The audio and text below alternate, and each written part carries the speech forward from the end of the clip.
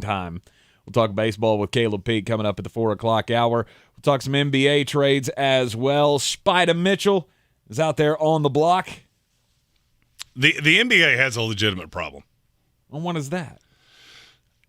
At this point, you have one of your biggest stars is readily available for trade. Mm-hmm. And there's only one team that can really facilitate that deal.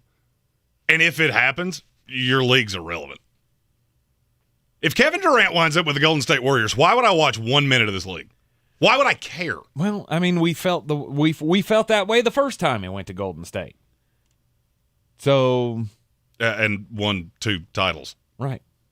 And the ratings tanked because there was absolutely no reason to watch this. There are 2 active, really popular trade destination things. One would be great for the NBA. Mm-hmm. The other would be a disaster. Okay. We'll talk about the Donovan Mitchell, KD possibilities coming up later on in this hour. We'll also continue with our pre-training camp previews of each and every NFL team. Today, talk about the Cleveland Browns. Obviously, still some big question marks for them. And the Seattle Seahawks. All of it. Way less questions for them. Yeah, way less questions. Many things have been answered, and most of them end with bad. We suck. We know we're going to suck. We're just going to lean into the suckitude. All right, here in the Sportsocracy on 92.9 FM, 880 AM, and 1400 ESPN Asheville, heard everywhere on the iHeartRadio app. You can see the Sportsocracy live on YouTube. Just go to thesportsocracy.com. Click on that live video link. Don't forget to hit the subscribe button so you can join us in the chat. The poll is up right now on the YouTube stream. Who won won Tuesday's daily draft where we drafted running backs? And, of course, Jeremy, I feel like I got the better of the deal. And I just vehemently disagree. Of course you do. Big difference between my team and your team is that most of my guys are going to play all year. Half your team's going to be on the IR. And that's fine. When they do play, they're going to be real good. They will indeed. His team highlighted by Jonathan Taylor, Derrick Henry, and Christian McCaffrey. I got the 3 best running backs in the NFL. I can't physically figure out how I was supposed to have lost this. You also got Nick Chubb, too, didn't you? So I got 4 of the 7 best running backs in the league. I got Dalvin Cook, Austin Eckler, Alvin Kamara, and I feel like I won. I got all the do-it-all backs. And you got it's weird that I'm the one that was talking about the greatness of power backs, and you're the one that drafted them. Correct. Talent always wins out for Team Jeremy. Indeed. So vote on the poll today for the first 2 hours. That will decide who gets the number 1 pick in today's daily draft when we will be drafting wide receivers, the top 10 wide receivers in the NFL, and then, of course, our undrafted free agent pick at the end of the draft, which is my favorite part of that entire thing. It has become quite the thing. All right, so first off, let's start it off wide receivers. With the wide receivers in the NFL, ESPN continuing to do their position group rankings according to 50 anonymous execs, coaches, and the like around the league. Number 1 wide receiver in the NFL for 2022 is Davante Adams. I can't be upset about that. You shouldn't be. He would not be my choice, just so you know. Really? No, he would not be my choice. Who's your number 1? For me, there's 2 guys. Okay. It's Jamar Chase. It's Justin Jefferson. I mean, I get it. They're both in the top 5 for me. But Davante Adams is just he's next level. And I don't disagree with that. And I went back and looked, and last year he was number 1 on the list. There was nothing that transpired last year that takes him off of the number 1 slot for me. And it's not so much that he's not my number 1. I think Jamar Chase is special. Mm-hmm. Special. I'm talking all-time unbelievable special. Oh, are you ready to put him in the class with Jerry Rice? And I've routinely said, when I'm wrong, I will admit that I was wrong. And on Jamar Chase, I was wrong. And Justin Jefferson. And on Justin Jefferson, I was wrong. Now, somehow, every time we talk about this, it becomes, well, Jeremy said he'd take a kicker over Justin Jefferson. No, I did not. I was not as sold on his prospects as a high-end NFL receiver. So, and folks, on that, I was wrong. Just keep that in mind. Keep that in mind as we start to do, pre-draft stuff throughout the year for this, because he's going to be down on Kayshon Boutte again. He's going to pick that LSU wide receiver that's going to come in and set the league on fire. Oh, I don't have the button. I have a Kayshon Boutte button. You do? I do. So anytime his name comes up for the rest of the year. It does not shock me. So I'll have to put the bunny back in the box. That one will work for now. Until you can find your booty soundbite. Maybe give me a commercial break. Davante Adams, though, going from the Green Bay Packers to the Las Vegas Raiders, to me it really doesn't matter. He is still the number one wide receiver in the NFL, my opinion. And I don't disagree with that. I think statistically you will see a little bit of a regression going from Aaron Rodgers to Derek Carr. Mm-hmm. That's not a slight at Derek Carr. We got a 2-time MVP. So I do see a little bit of a regression there. Also, you got to understand, he's not the no doubt number one only receiver on this team. Name me the second best receiver he's ever played with. Randall Cobb. There you go. you know who Randall Cobb is not? Darren Waller. Right. I would argue, I'm not sure he's Hunter Renfrow, but I would agree with that as well. So, I mean, if you're talking sheer talent, no, I cannot refute Davante Adams. I think if you look at this from a statistical standpoint a year from now, I would lean on the two young LSU guys ahead of him. Mm-hmm. Do I have a qualm with it? No. No, they're not bad picks. Also receiving number one votes in this poll, number two wide receiver in the NFL for 2022, Cooper Kupp. Obviously the historical season that he had last year, over 1,900 yards, 145 catches, and 16 touchdowns. I believe that he's not going to be able to do that. No. No, good Lord, no. You add Allen Robinson, I feel very sure they'll bring Odell Beckham Jr. back. Mm-hmm. Still have Van Jefferson. Those numbers are going to regress. It doesn't change that he's very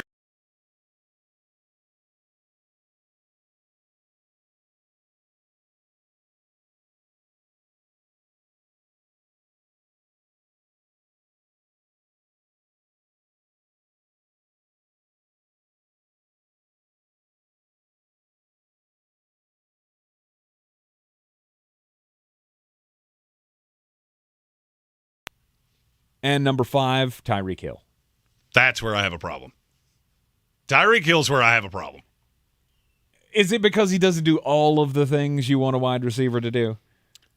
What does Tyreek Hill do really well? He bees fast. He bees fast really well. Where did you get that from, by the way?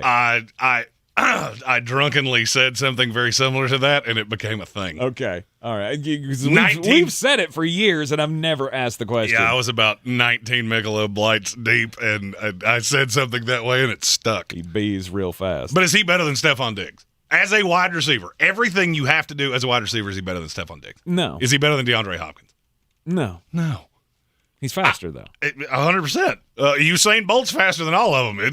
Where would he be on this list? Yeah, but he can't catch. We tried that once. To me, I feel like Tyreek Hill is grossly overrated. Not because I don't think he's a great player. Mm-hmm. There's one huge difference in the top 7. One of them runs routes really not at the level of the other 6. But he's real fast. Mm-hmm. And that's where I had a qualm. I don't necessarily think I would take Tyreek Hill over Mike Evans. Mike Evans can do everything. I get in the red zone, Mike Evans is my guy. Yeah. Has Tyreek Hill ever been the number one receiver in the red zone? No. No, and he never will be. No, it's been Travis Kelce. There you go. And I think now being in Miami, you're going to see between the regression of quarterback, going from Pat Mahomes to Tua Tagovailoa, and the fact that you don't have that guy. I mean, Mike Gesicki's fine. He's not Travis Kelce. And I think when you put these things in a vacuum, you will see the qualms that I have with Tyreek Hill come out. I'm not saying he's going to turn into Randall Cobb. I just don't think you can put him with the other names on this list. At number 6, Stephon Diggs from the Buffalo Bills. Should be higher. 7th, DeAndre Hopkins, the Arizona Cardinals. Of course, he'll miss the first 6 games of the season, so it's kind of muted. He's a heck of a value right now in fantasy drafts. We'll just throw that out there. At number 8, you got Mike Evans from the Tampa Bay Buccaneers. Number 9, Deebo Samuel from San Francisco. And number 10, DK Metcalf. I looked at this list and I went, there's not one on the list that makes me go, that was wrong. There's one not on the list that makes me look at it and go, no, that's wrong. After the break, I'll tell you who that is. You're in the Sportsocracy here on ESPN Asheville. At Ingles, we're all in for summer. Whether you're hitting the trails, hitting the water, or hitting the golf ball, we have everything you need for the perfect picnic, the greatest grill out, and the best beach vacation. We know that the mountains are calling, the open road awaits, and that pool party is ready to rock. So head on over to Ingles and stock up on all the goodies to get you through your summer of freedom. Ingles, low prices, love the savings. Real estate isn't about properties, it's about people. I'm Clarissa Marshall with eXp Realty, your native realtor serving all of Western North Carolina. I will work hard for you, and I believe in doing the right thing every time. I market each of my listings to reach out-of-town buyers. I use a professional photographer and drone video on every single listing, as well as collaborate with agents across the country to find your buyer. Check me out online at clarissasellswnc.com or give me a call at 828-774-6343. It would be my pleasure to assist you through the real estate process. iHeartRadio Earth is here with little tips for a healthier planet. Running your car's air conditioning is the main contributor to reduced fuel economy in hot weather. Improve your fuel economy in hot weather by putting the windows down at lower speeds and using the AC with windows up at highway speeds. Brought to you by iHeartRadio Earth and the National Environmental Education Foundation. To find more tips for smarter, sustainable living or to take action in your own community, go to iHeartRadio.com/earth. Get in zone, AutoZone. Welcome to AutoZone. Thinking about gas mileage? Quality oil like Valvoline Full Synthetic can help you get more out of every mile. Right now, you can get 5 quarts with an STP extended life oil filter for only $36.99. Got an older vehicle? Try Valvoline Full Synthetic high mileage options. Get what you need for better fuel efficiency at any of our 6,200 stores or on AutoZone.com.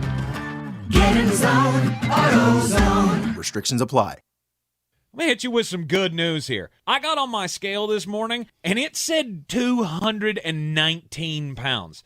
I am just going crazy over the PhD weight loss program because the pounds continue to fall off. We've been on this program since just before Thanksgiving, and I have lost over 70 pounds. I walked in at 295. It is absolutely blowing my mind. Tank is quickly approaching light heavyweight status in the UFC. Yeah. And I'm getting to exactly where I want to be. One of my biggest problems was that I couldn't sleep. I'd gotten so heavy, sleep apnea was wearing on me. And now with the weight that I've lost, I'm back to my high school weight, and I'm sleeping like a baby, and it's thanks to the plan and the food at PhD Weight Loss. Nutrition is the key to fat loss. 80% of the work comes from changing your nutrition, and PhD has the plan. MyPhDWeightLoss.com. PhD Weight Loss is the official weight loss program of the Clemson Tigers and their fans. On the battlefield, there's a saying America's military men and women live by. Never leave a fallen warrior behind, ever. Off the battlefield, Wounded Warrior Project operates with the same goal. Wounded Warrior Project was created to help our men and women returning home with the scars of war, whether those scars are physical or mental. Wounded Warrior Project. We never leave a fallen warrior behind, ever. Learn more about what we do at woundedwarriorproject.org.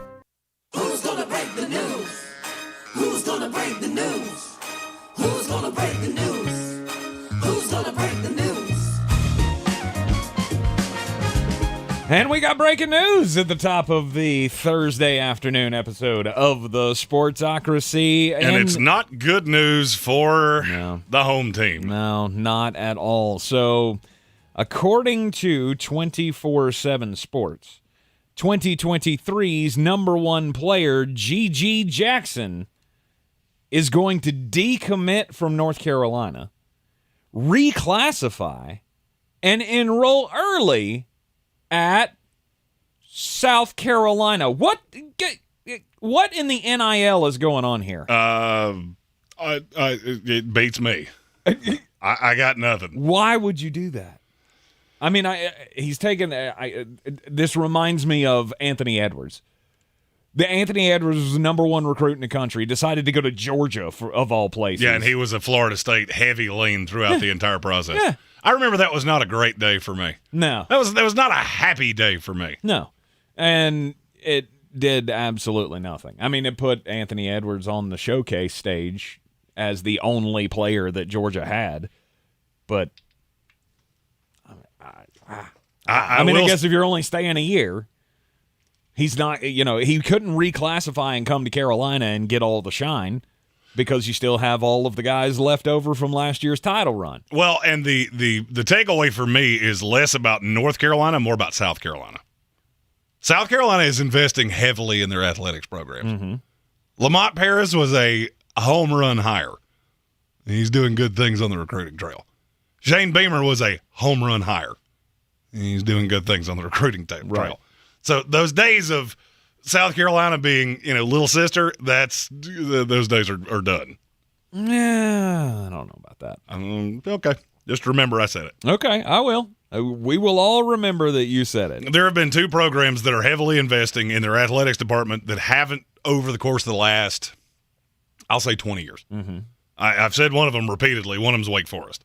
South Carolina's the other. Right. Because they're afraid that in this realignment thing, they're going to get left behind. So the boosters and the athletic department, and they're just siphoning money. So it was shocking when you said it to me, and the more I've thought about it, I don't necessarily know that I'm as shocked about that as I thought I was. Yeah. Well, Gigi Jackson staying at home in South Carolina. He's going to join the Gamecocks as an early enrollee, reclassifying into this year's class. So he will be playing college basketball. I'm at least glad that he's doing this instead of going to the G League Ignite team. You mean that thing that nobody watches? Right. Yeah, I'm right there with you. So anyway, sad news for the Tar Heels, but it's fine. It's going to be just fine. You returned all of a national title team. I think absolutely. You'll be just fine. Absolutely. Minus mulleted man Brady Manick. Right. And breaking news in the NBA, the Indiana Pacers and DeAndre Ayton have agreed to a 4-year, $133 million offer sheet, which starts the clock for the Phoenix Suns. And they will not match. They have 48 hours to match it. They will not match, and this takes sign and trade off the table because you can't do that. Mm-hmm. So, bye, DeAndre Ayton. Enjoy irrelevance with the Indiana Pacers. And Phoenix will just let him walk for nothing. They were never going to invest in him. That was never going to happen. They made that very clear. They feel like they can get equal play out of a center that's drastically cheaper. Mm-hmm. The Utah Jazz did the same thing. We don't have to pay this much money to centers. This is a bad time to be a center in the NBA that can't shoot. Very true. Very true. All right. So we were talking about the wide receivers in the NFL. The top 10 list is out from ESPN, the poll of the 50 anonymous execs. Who was the one name? Oh, I know who the one name is. Of course you do. Of course I know who the one name is that wasn't in the top 10. It's the guy who you probably have him in the top 3. No, not that high. high. You said too low of a number. A.J. Brown. Every day is a great day to show your love to A.J. Brown. I would take, and Tyler Cunningham said it in our YouTube comments, without injuries, I'd take A.J. over DK, and it's not even close. Okay. And I would agree with that. I think I would agree with that as well. DK looks better in a pair of shorts. And that's fine. DK Metcalf is 6'5". He does that better than A.J. Brown. Yeah. And he's faster. Other than that, there's nothing that goes into being an NFL receiver that he does better than A.J. Brown. And I think being in Philadelphia, you're going to see that on the main stage very early. Mm-hmm. Part of me has to ask the question, I wonder if Chris Godwin's ACL injury kept him out of the top 10 for most of these execs. He would not have been for me. I can't put him over virtually anybody we've said here. Mm-hmm. He's never had a time where he didn't have Mike Evans on the other side of him. See, the way I would do this is if you're the guy, you're getting no help. You're getting the Devontae Adams and Green Bay treatment. How good would you be? Right. I don't think he would be better than any of the guys we've said so far. Great receiver, but I've always thought you're an elite 2. I don't know how good you would be as a 1. Other honorable mentions to go along with A.J. Brown and Chris Godwin. Keenan Allen of the Los Angeles Chargers. The bologna sandwich of the NFL. Yes. It never sounds sexy, but it will do what it's intended to do. Indeed. Terry McLaurin. I think he's one that I think is higher than that in terms of just raw talent. I just don't know that you're ever going to see it. Mm-hmm. Michael Thomas from the New Orleans Saints. The Sam Squinch of the NFL. We hear how great he is, but I've only seen it for a very small period of time. Well, I mean, you set the NFL record for receptions in a season. That's going to put you high on the list. And 2 years ago, that's where we all had him. We all thought Michael Thomas was number 1, and then the injuries started, and here we are. Oh, and I still greatly believe in the talent. Yeah, as you should. But injuries are a thing. Your availability is your greatest ability, and he's not very able at that. Yeah. That's why very often. That's why on Tuesday when we had Mike Westhoff on the program, which I'm just gonna say this again, that was fantastic. It was. That for me was like, we have our show, and I feel like we do a lot of things very well. We don't do a lot of interviews, namely because I am horribly uncomfortable doing them. I'm sure people that have listened for a long time know that. Mm-hmm. Trying to get better. We have a lot of people coming over the rest of the summer, and especially into the football season. But that was a special moment for me. Mike Westhoff, the former special teams coach for several teams in the NFL, including Jeremy's Jets for a long time, the Miami Dolphins. Dude coached all the way back in the Baltimore Colts days. Oh yeah, he was with Don Shula with the Dolphins. Yeah. Exactly. And the Colts. And his being on the Jet staff is directly correlative to how happy I have been. With him, very happy. Right. Without him, very sad. But he also spent a couple of years with the New Orleans Saints, and that's why I had to ask him, we haven't seen Michael Thomas in a while. Do you feel like he can come back and be that same guy? And I feel like the answer we got was yes. And everybody around him will say the same thing. I'm not trying to slight him. I'm talking about where you put him on a list right now. Mm-hmm. CeeDee Lamb of the Dallas Cowboys also on the honorable mentions list, and Mike Williams from the Los Angeles Chargers. And then you had Adam Thielen. Whoever voted for Adam Thielen, we need to talk. Tyler Lockett. Whoever voted for Tyler Lockett, we need to talk. Deontay Johnson. That one I had no problem with. Odell Beckham Jr. and T. Higgins. I had no problem with any of the last Those were the also receiving votes wide receivers in the NFL. And I have no qualm with any of those. And 2 years from now, we'll be talking about Garrett Wilson and Elijah Moore as the most elite of all the receiving combos in the NFL. I'm sure we will. With Cougar Hunter, Zach Wilson as the quarterback. You're in the Sportsocracy here on ESPN Asheville. Jeremy and I will be drafting wide receivers coming up in the daily draft at the top of the third hour of the program, 5 o'clock.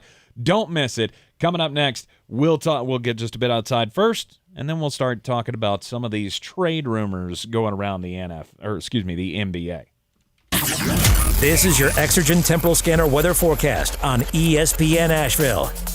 Partly cloudy tonight. Patchy fog will be possible late with a low dropping to 62. After a sunny start to Friday, there may be an isolated shower thunderstorm developing during the afternoon with a high of 85. Any rain that does develop exits tomorrow evening with an overnight low dropping to 63. Not a whole lot of change for the weekend. Some initial sunshine on Saturday and Sunday will give way to a few afternoon showers and thunderstorms as high temperatures top out in the low 80s. I'm Jeff Maher from the Weather Channel. This report is sponsored by Tyson Furniture. At Tyson Furniture, we have a huge selection of furniture furniture, honest values, and great service. We're a big store, and Black Mountain has wonderful restaurants and interesting shops to explore. Visit us at Tyson Furniture in Black Mountain, where beautiful homes begin. Want something to smile about? Asheville Smiles is hosting Invisalign Day on August 11th to celebrate National Align Your Teeth Day.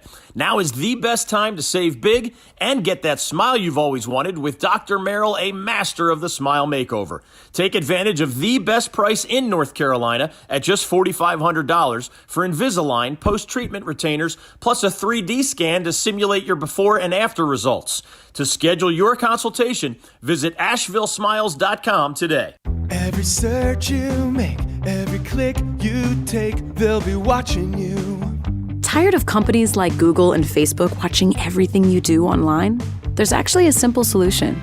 DuckDuckGo. It's an all-in-one privacy app with a built-in private search engine, web browser, one-click data clearing, email protection, and more, all for free. Download the app today and get the most comprehensive privacy protection with a push of a button. DuckDuckGo. Privacy simplified. Get in zone, AutoZone. Welcome to AutoZone. Thinking about gas mileage? Quality oil like Valvoline Full Synthetic can help you get more out of every mile. Right now, you can get 5 quarts with an STP extended life oil filter for only $36.99. Got an older vehicle? Try Valvoline Full Synthetic high mileage options. Get what you need for better fuel efficiency at any of our 6,200 stores or on AutoZone.com. Get in zone, AutoZone. Restrictions apply. At Ingles, whether we're celebrating Friday night rivals, televising college basketball games, bringing the Fan Fest to semi-pro soccer, or taking you out to the ball game at your minor league park, it's all in the bag. Ingles, low prices, love the savings. If cleanliness is next to godliness, look around the car right now. Is that very godly?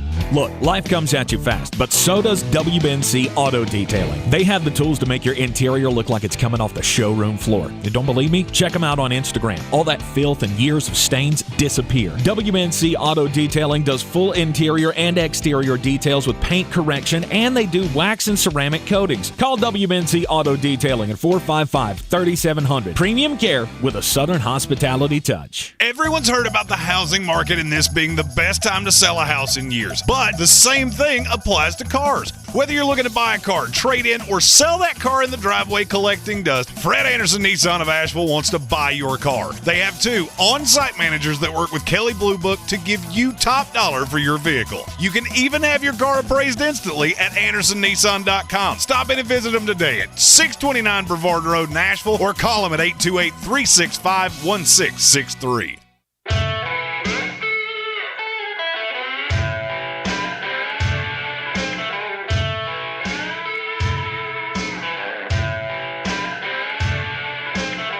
And welcome back into the Sportsocracy here on ESPN Asheville, 92.9 FM, 880 AM, and 1400. I hit the wrong button, so I'm going to hit the right one.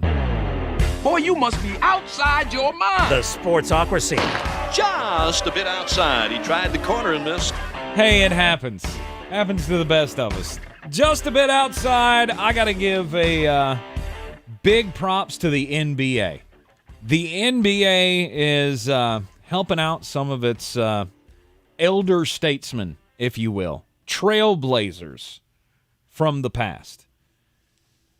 You remember the ABA? No, you don't. I don't, because it was not in existence when I was born. But the ABA, obviously, it was a trailblazer. It's where your Fighting Denver Nuggets came from. That's not what they're called. They're my 2023 NBA champion Denver Nuggets. No, sir, they're not. Especially if Kevin Durant ends up going to Golden State. But anyway, there are guys who played in the ABA that are in there, or anywhere between their late 60s to early 80s right now. And you're probably not shocked to find out that a lot of them have money troubles. In fact, there are numerous reports of former ABA players that are living on the streets, living under bridges, having, really struggling financially. In fact, there was a story last year in the Indianapolis newspaper, the Indy Star, that was talking about how 80% of the former ABA players who are struggling financially are all African American. And ever since then, a foundation called Dropping Dimes has been asking the NBA to help these guys out. And the NBA Board of Governors voted on Tuesday to pay $24.5 million to former ABA players, many of whom, like I said, struggling to pay rent, medical bills, and just, providing themselves and their families with basic necessities. In this, what they've decided is it's going to be a 50-50 split between the league and the NBA Players Association. And 115 players, former ABA players, are eligible for payouts. You had to play 3 years in the ABA or a combined 3 years between the ABA and the NBA, and you will get a yearly payment depending on years of service. So it goes from everywhere from $3,800 a year if you just had the bare minimum to Freddie Lewis, the great Freddie Lewis, who is the guy with the longest tenure in the ABA and NBA at 9 years. He's going to end up getting about $35,000 a year from this payment system. So congratulations to the ABA players who are finally getting their due for being the trailblazers that they were, and hats off to the NBA and the Players Association for coming forward and helping these guys out. $24.5 million pot of money. Unbelievable. Great. To me, it's a great PR move. Every once in a while, an internet meme becomes a real story. Earlier this week, a meme started circulating about Progressive blocking Baker Mayfield. As he was traded to the Carolina Panthers, he was in front of the Bank of America from the booth, and you have been blocked. Well, apparently there was actually some truth to that. Apparently, Baker Mayfield had an idea for a campaign this year of him moving out of Cleveland and moving into his new home in Charlotte, and that was received with crickets. Mm-hmm. There will be no further progressive ads, no more at home with Baker Mayfield. In spite of the fact that actually probably would have been a pretty decent ad campaign. Mm-hmm. I get why you didn't want to put the money in it. Well, it only would have been a good ad campaign if they could make fun of him. It would only be a good ad campaign if it elicited me never having to see or hear the voice of Flo again. That would, frankly, I don't care who you get to do it. I hear no So long lies. as I don't have to hear that ever again, I'm fine. I have another story. Okay. Live Golf seems to just be buying everything. They are throwing money around to the highest extreme, and now they have a new target to be the face of their media. Oh, please tell me it's John Daly. It is not John Daly. Oh. I actually think it's better than that. What? It's Charles Barkley. He joined the Next Round radio show, and co-host Ryan Brown put him on the spot and asked, would you be interested in doing anything with LIV if they called you? His response, I'm going to meet with them. They called me and asked me if I'd meet with them, and I said yes. Nothing's imminent. I actually don't know everything they want from me or what they technically want me to do, but you've got to always look at every opportunity that's available. Charles Barkley 100%. is better than John Daly. In terms of golf coverage? Yeah. I'm going to say he's better. I think he brings in a different dynamic. Look, John Daly, all the way in. I would love for John Daly to commentate anything. Right. I don't care what it is. Now, I don't know if you can buy his particular brand of heater in some of the places that they play these tournaments. Not. And they're very hard to get on an airplane. But to me, Charles Barkley would be a home run. Can you imagine having him commentating this? First of all, think of how good he was on the match. Okay. Phenomenal. Now you put him in an actual competitive environment. He adds a little lightheartedness to it. Doesn't take anything overly seriously. That's an A. Mm-hmm. A plus. Okay. All right. So Charles Barkley could or may soon be the new face of the Tour 54. He also said he would kill a blood relative for $125 million. So that was a few weeks ago. Well, I love the honesty. honesty. I hear no lies. I love the honesty. In the NBA, we already told you about the breaking news from the NBA today. The Indiana Pacers bringing in DeAndre Ayton, or at least they've agreed to the offer sheet. I can't imagine Phoenix is going to match. I don't think they will either. I mean, I can tell you right now, I wouldn't match. DeAndre Ayton's not worth $30-some-odd million. Mm-hmm. But, of course, he is to a small market team like Indiana. Well, yeah. Just out of curiosity, do you know who their 5 starters are right now? I'll give you Tyrese Halliburton because that's the easy one, and Miles Turner. Mm-hmm. They still have Karis LeVert? No. Then no, I have no idea. It's T.J. McConnell, Buddy Hield, and O'Shea Brissett. Excuse me? Yeah. T.J. McConnell? He's their starting point guard right now. Okay. That team is terrible. Yeah, that's awful. Bad. I heard one of the funniest things I think I've heard so far in this off-season palooza that we've been through in the NBA. And Jeremy, this is your opportunity to correct me if I'm wrong, but I laughed out loud, LOL'd, when I heard them ask the question, does Donovan Mitchell go into the New York Knicks make them a contender for the NBA title? And I thought that was hilarious because I don't see it at all. Depends on what they're not a contender for a title regardless. You could have an exciting young team if you don't have to give up R.J. Barrett, which I don't think they would. I think that would be a non-starter for New York. I would agree. New York has 11 first-round draft picks between now and 2029. That is what Danny Ainge wants. He wants to blow this up. And so from what I have been told, it would be some combination of Julius Randle and Quentin Grimes and a slew of ones. And if I'm the Knicks, no doubt. Mm-hmm. And if I'm Adam Silver, I'm sitting in my office going, please God do this, please God do this, please God do this. Do it right now. Don't think about it. Do not pass go. Do not collect $200. Do it right now. Donovan Mitchell possibly teaming up with Jalen Brunson and R.J. Barrett. Now, you need to understand that those 3 guys, that means especially if they retain Mitchell Robinson, that core of players means this team could not guard a group of 12-year-old Girl Scouts. Mm-hmm. They would throw 100 up on the Knicks. Now, having Tom Thibodeau, you're going to get the most out of them defensively at the very least. They're not going to be good, but they'll be able to score and they'll be interesting. And right now you have a huge problem of there's not a lot of interesting. No. How many teams in this league are actually interesting? I'd say there's a good handful. First of all, a handful is not a number, so I don't know what that number means. Okay. I mean, I feel like there's really interesting, really move a needle. Really move a needle. What you mean for the average fan? Yeah. I don't care about the diehard. 3 or 4. I hate to break this to anybody. If you're a diehard of anything, we ain't talking about you. You're in no matter what happens. Then maybe that goes to there's only 3 or 4. If you get to 4, I'd be shocked. You got the Boston Celtics. Are they really go with me here? Are they really riveting? Are they riveting to the lay fan?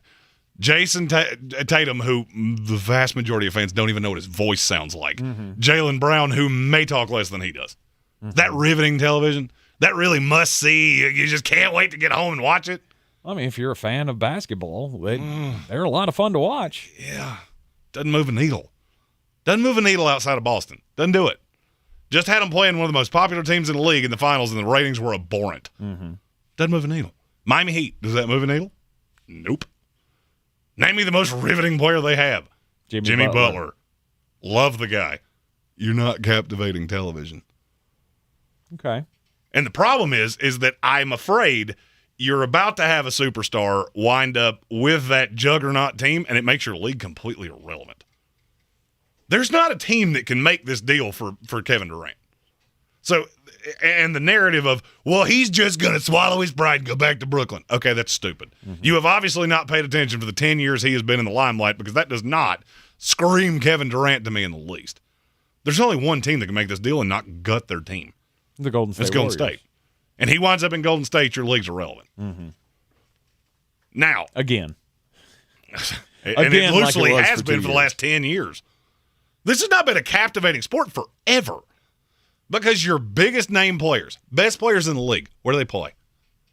Giannis Antetokounmpo plays in Milwaukee. Right. LeBron James, Cleveland. He was in Cleveland. Now he's in L.A., and he's well over the hill, and that team's not even vaguely competitive. No. Luka Doncic. Dallas, a big city. It's not a big market. It's not a big media draw market. And you just go down this list and go, good Lord, New York's is irrelevant. Brooklyn's, if you lose Kyrie Irving and Kevin Durant, they're irrelevant. The Clippers, I could argue, are the most captivating team in the league, and they were the stepchild of L.A. for 40 years. Right. You have a problem. You have a problem, and it could get exponentially worse. Now, am I saying the Donovan Mitchell thing fixes that? No. Not at all. But this is a homegrown talent. He is from New York. He's from Westchester. And that at least plays. It at least makes them kind of interesting. Are you running home to see Emmanuel quickly take the floor at MSG? No. No. And as long as these major market teams are irrelevant, your league's pretty irrelevant, especially when you have one team that's so much better than everybody else. I mean, I want you to think about what I'm getting ready to say here. The Golden State Warriors, defending NBA champions, could acquire a top 3 player in this league, give up a center that we've seen play 21 games in this league, never been all that great, and their 4th best player, maybe their 3rd, depending on how you feel about Draymond Green. And that's going to be your haul, plus first-round picks that they don't care about. That'll be in the 20s anyway. Why would I care? I'm a Nuggets fan. One of the most talented teams in the league. We don't have a shot against that. They'll kill us. They'll kill us, and I know it. I don't have to watch that. I don't have to watch that to know that, well, when things break down, Jamal Murray's going to have to guard Steph Curry. We'll throw Aaron Gordon on Kevin Durant. And who exactly is Nikola Jokic supposed to guard? Okay, so we can score points. Who cares? They will shoot you out of the building, and this is how it will be for the next 3 years. You're not going to withstand that. Ratings are already setting historic lows. If you're the NBA, you need a win, and you need to win real bad. And I'm not sure that win's not Donovan Mitchell ending up with the Knicks. Really? How many more captivating players do you have in the league than that? Than Donovan Mitchell? I would say there's a lot. Okay. Go. Well, first off, I mean, you got Giannis. Who's tied to Milwaukee for the next bajillion of years, going nowhere. You got small Luka. market. Small market Dallas. Oh, so you're just basing this I'm talking on about them captivating. ending up in I'm talking about something you can put on a marquee and sell. Nikola Jokic. And Donovan Mitchell is that name? In New York he is. He's not in Utah. Nobody cares about Utah. Yeah. I mean, you're not wrong. There will be more attention to him because he's in New York. He becomes a top 10 most marketable player in the league. Wow. In New York. I would argue there's probably not 10 players in the league that are better than him anyway. Look, I'm not saying Donovan Mitchell is an also-ran and he's not a good player or anything like that. I mean, he's amazing. I love the kid, but I just don't see him as a boost for the league. If he winds up in New York, yeah, congratulations. You got a really good player, but your team's still going to suck. And you're greatly undervaluing something that I've said on this show before, and I will continue to say because it's something that I understand slightly better than most. On the other side of the break, I'll tell you what that is. You're in the Sportsocracy on ESPN Asheville. Everyone's heard about the housing market and this being the best time to sell a house in years. But the same thing applies to cars. Whether you're looking to buy a car, trade in, or sell that car in the driveway collecting dust, Fred Anderson Nissan of Asheville wants to buy your car. They have 2 on-site managers that work with Kelly Blue Book to give you top dollar for your vehicle. You can even have your car appraised instantly at AndersonNissan.com. Stop in and visit them today at 629 Brevard Road in Asheville or call them at 828-365-1663. There's a lot of talk about heroes these days. Hey, buddy, you want to go fishing? The folks in the funny outfits with superpowers and spandex. All right, buddy, let me help you. But at Ingles, we know that a lot of our heroes Now you look like a pro. are a little closer to home. They're the ones who give us what we need for those everyday adventures. That's why we look up to the ones who look out for us. Don't forget your fish food. Catch a big one. Ingles. See you later, Dad. All the ingredients for family. With the PhD weight loss system, I have lost over 70 pounds. I hit my 70-pound mark officially last week, and the numbers on my scale continue to dwindle down. I'm getting better nutrition. I'm getting more exercise. My aches and pains have practically disappeared. Over the long weekend, I played 2 rounds of golf. To most of you, that does not sound like an over-the-top amount of activity, but for me, before PhD, it would have been. My back would have hurt, but because I've lost so much weight, I'm in so much better shape, physical activity isn't wearing me out like it used to. I'm almost down to my target weight, and it's all thanks to the program and food of PhD Weight Loss. The absolute all-star of the program, Dr. Ashley Lucas, has the plan to help you drop the pounds and hopefully change your habits so that you won't have to deal with that weight problem any longer. Go to myphdweightloss.com. That's myphdweightloss.com. PhD Weight Loss, the official weight loss program of the Clemson Tigers and their fans. Hey, it's Mark Starling from First News on 570 for my friends over at Casablanca Cigar Bar. And I got to tell you, this is my new spot for business and for pleasure. Sam, Brooke, and Jackie will make sure all of your cigar and cocktail needs are taken care of. They have a wide selection of the finest cigars in every price point, and their selection of spirits and craft cocktails will have your taste buds watering. So whether it's a smoke and a cocktail at their Biltmore Village location or just a smoke at their new retail location in Hendersonville that has a gorgeous back patio, Casablanca Cigar Bars has all the relaxation you need. Make this the year you go to our iHeartRadio Music Festival. iHeartRadio, let's go! Friday, September 23rd and Saturday the 24th. T-Mobile Arena here in Las Vegas. Buy your tickets now at AXS.com. Brought to you by T-Mobile. Switch to the network with more 5G bars in more places so you can experience your music whether you're streaming from home or from the front row. Plus, customers can get closer to the festival with VIP access. Only from the leader in 5G coverage. T-Mobile. Saturday, July 16th, get set to take off with Highland Brewing's Night Flight, a 4.5-mile race that starts and ends at the brewery and features an energetic course through East Asheville and the Beverly Hills neighborhoods. 100% of the race proceeds benefit Asheville Greenways and Connect Buncombe. And runners over 21 enjoy a Highland beer at the finish included in the registration. Register now at highlandbrewing.com and get set for takeoff. Roger, runner, you're cleared for takeoff from Highland Brewing. Proudly sponsored by iHeart Media, Asheville. The Sportsocracy. What are you people? On dope? And welcome back into the Ingles Studio here on ESPN Asheville. And so tell me, Jeremy, what am I forgetting? What am I leaving out? Why is Donovan Mitchell going to be so groundbreaking for the NBA if he moves to the New York Knicks? Because New York fans are a lot like me. They're all cynical, they're all angry, and they want a reason to be angry at things. Mm-hmm. But when you give them hope, what do? They show up in droves. Mm-hmm. Look at the New York Jets right now. This is a historically god-awful franchise. Do you know how many teams in the NFL right now have more weight on them to win the Super Bowl than the New York Jets in Vegas? God, I would hope it's at least 8. You want to hear the list again? Stop that. It's not 1. Now, granted, they're 11 jillion to 1, so that obviously sways it. Right. But this is what New Yorkers do. This is what New York fans do. I'm one of them. I promise you, I'm not over-exaggerating this. You give them a reason to hope, they'll sell out the Garden every night. Mm-hmm. And they'll show up and be insane. And everybody will have new New York Knicks T-shirts and jackets and stickers on their cars. And the Knicks will be the greatest thing that's ever happened. Ratings will be outrageous in that market. If it doesn't work, it'll wane over time. But having a 25-year-old superstar in that market will do more. It will do more good than the Kevin Durant trade will do bad if he winds up with Golden State. I'm just thinking in my head, like I'm trying to foresee like the primetime games. So like we see all the promos and stuff on ESPN of, you know, the ABC game of the week or whatever, and you're gonna put Giannis Antetokounmpo and the Milwaukee Bucks against Donovan Mitchell. You're underselling Donovan Mitchell because he's played in Utah.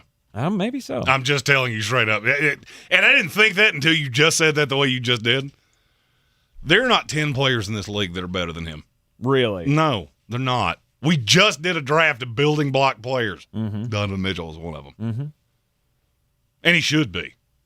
He 100% should be. And here's a question that I don't think you've asked yourself. Who was the last young star in New York? I'm not even taking in the fact that he's from New York, which, yes, it matters. Doesn't matter to you in North Carolina. In New York, it matters. Right. I'm telling you it matters. Is it Stephon Marbury? That's the last one from New York. It's the last one from New York, and I could argue it's the last one, period.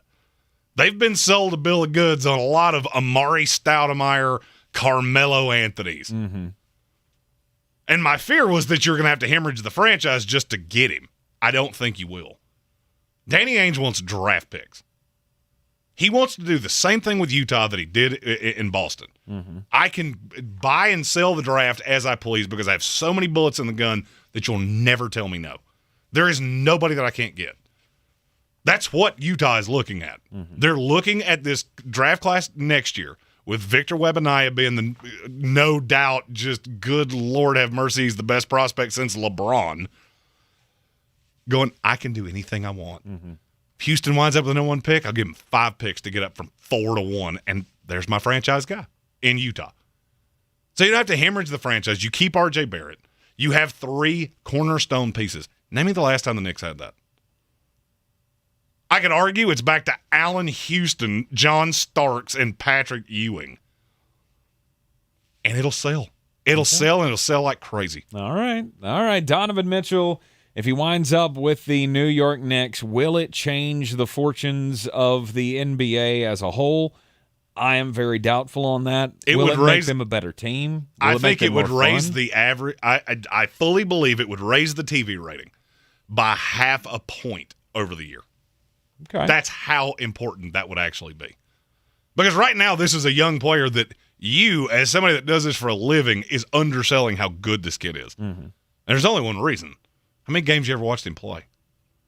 How many times you ever sat down and watched a Utah Jazz game? Yeah, it's been a couple. Yeah, because it's NBA Siberia. Much the same way that Oklahoma City is, much the same way that several other places in this league are. Having guys, even my team, Nikola Jokic would be a star in other markets. In Denver, it's a very, we love the guy. Yeah, put him on a billboard. Maybe we'll buy a beer because he's got one in his hand. It's not selling on a national level. But Donovan Mitchell will be a face of the NBA if he goes to New York. I would say so, yes. Okay.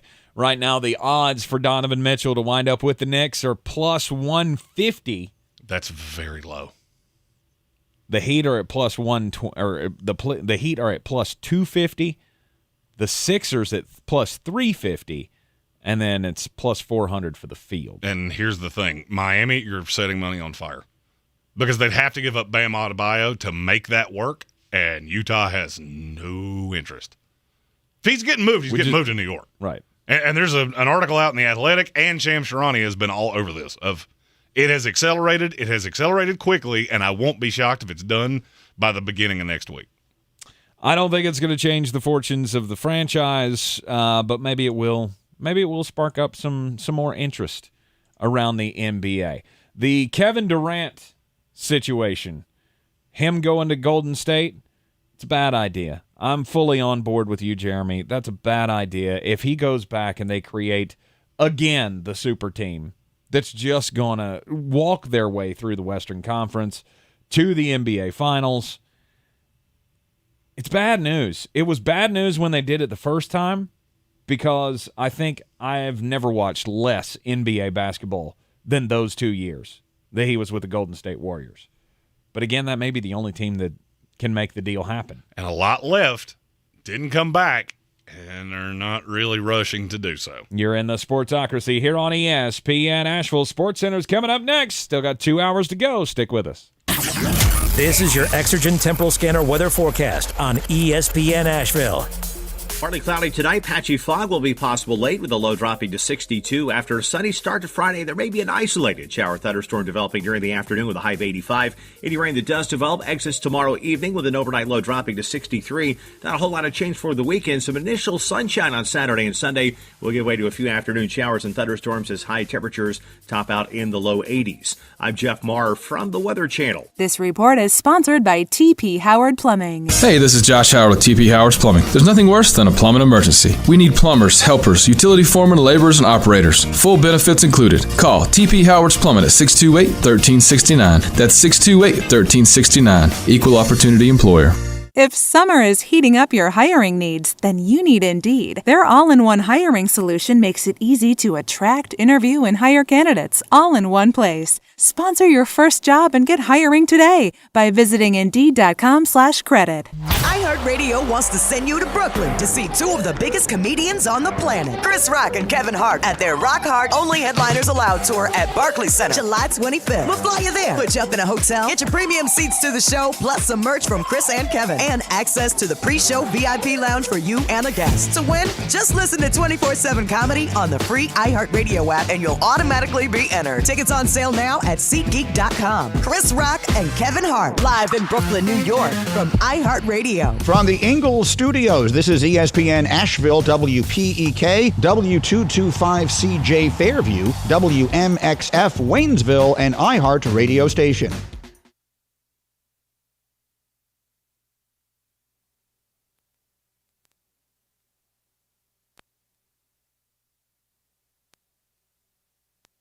This is SportsCenter.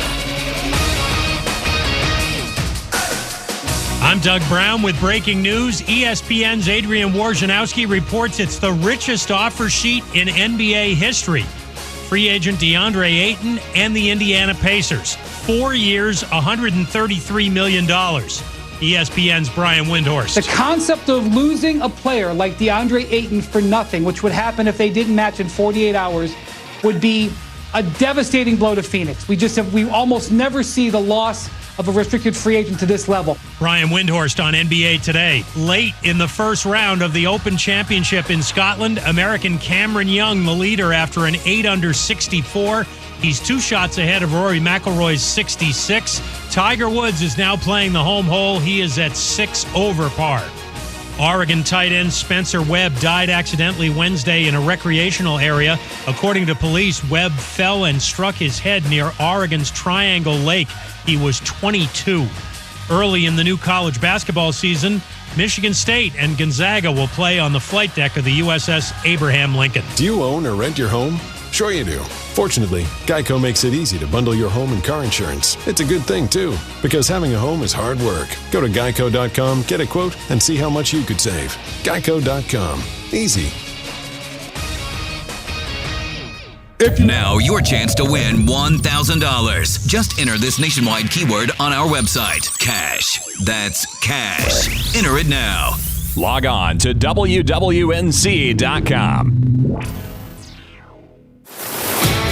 He's a degenerate gambler. You are a smelly pirate hooker. And he's cheaper than oxygen. He's useless. But somehow, they make it work. Jeremy Greene, Tank Spencer. There's no holding back in the Sportsocracy. Presented by Ingles Supermarkets and Fred Anderson Nissan of Asheville. And welcome back into the Sportsocracy here on ESPN Asheville 92.9 FM, 880 AM and 1400. Second hour of the program, we're going to talk some baseball. Yes. Sitting in for Jeremy Greene, Mr. Caleb Peak, the baseball fanatic himself. How do you even do it? What is it? I have to ask you this. Okay. I've known you for a long time. What is it about baseball that drives you so much? Because I love the game. I like watching baseball. But I'm also not somebody who can just go wall to wall and watch every highlight of every game. And you seem to be just a lover of the sport. Could I watch every highlight? Sure. I'm a hipster, Tank. Everyone else hates it. If everyone else hates it, then I've got to be the one who consumes it, right? No, this is one of those things. Why does anyone like anything? It's just, it's something about a cold beer on a hot summer afternoon. It just resonates, you know. I'm not even a math guy. I don't even like numbers like that. But when it comes to baseball, it just, I don't know. I turn into the calculations just start happening in front of me. It's like Zach Galifianakis and The Hangover. Oh yeah. Mm-hmm. Or was it The Hangover? Yeah, when he was counting cards. Yeah, in the, exactly. casino. Right. Mm-hmm. Yeah. Okay. All right. I just wanted to know because, I mean, it takes a lot to work through the slog that is the Major League Baseball season. But here's the good part, folks. If you've been checked out, if you haven't been paying attention, the All-Star break is just around the corner. We're 5 days away from the All-Star game next week in Los Angeles. And now is the time where I feel like the majority of the populace who still has any love for baseball starts to get into it. Welcome to the party. Welcome to the party. It's been going on for, 90 games now, but welcome into the party. And first off, I want to say congratulations to the Baltimore Orioles who have started playing baseball, and apparently this is the first time since, 2013 that they've had a 10 or more game winning streak. First time since 1999. 1999. Mm-hmm. A double-digit win streak, that is. Oh, no, this is the first time since 2013 that every team in the American League East has had a winning record. There we go. That's the stat that I was remembering. So I apologize. 1999 was the last time that the Orioles had a 10-plus game winning streak. Not that far removed from Cal Ripken. No, it's really not. But I mean, they've come on hot of late, and, they may have been playing the Angels. They may have been playing the Rangers. It's not like they've been beating up on the Yankees and the Rays and all of that, but still, 10-game winning streak. So in the American League alone, there are 8 teams that have 45 wins or more. All 5 of the teams in the American League East are at or above that mark. That's insanity. It's crazy. It really is. And Toronto has been dropping like a rock. It's not going to be long before they fall out of that class. Well, and they just let Montoya go. Right. Their manager. Mm-hmm. You got to try to ignite a fire from within. But yeah, Baltimore is onto something. I mean, this is a group of guys who are playing like dogs lately, and I mean that in the best way possible, the good kind of dog. Mm-hmm. I mean, they started the season not looking so great, but this is just a testament to what happens when you get everyone on the same page, everyone in house. And it's not like it's not like they've been just ripping the cover off the ball, or they're just so hot and scoring so many runs. It's just timely hitting. Right. They're coming up with the big hits when they need. I think they've had like 3 walk-off wins in the last in the last week. I mean, it's 10-0. There's 2 teams in the American League East now that are on double-digit winning streaks between the Orioles and the Seattle Mariners. Mm-hmm. Neither of which you saw coming. I mean, in Baltimore, Trey Mancini, it all kind of revolves around him. It's a great story, Mr. Cancer survivor and all that, but he's got a lot of unsung heroes to help him out on that Baltimore squad. I really need to pay closer attention to Baltimore. I mean, 17.5 games out of first place. They're obviously not playoff contenders. It's just going to be one of those side stories, to get us closer to September and October. But it's all about building for the future for them. Yeah. I mean, they just had their number 1 draft pick come up recently. I can't remember his name off the top of my head, but I mean, he is everything. He is the next superstar for the Orioles, which means he's going to be the next superstar for the Boston Red Sox or the New York Yankees. Or it's just the way it goes. And I think that's one of the things that irks people about Major League Baseball is that when you get a guy like this for a small market team, he's not going to be here much longer. He's going to end up playing for the Yankees, the Dodgers, or somebody who can pay him because none of these other teams will. Right. And yeah, your agent is obviously going to recognize that.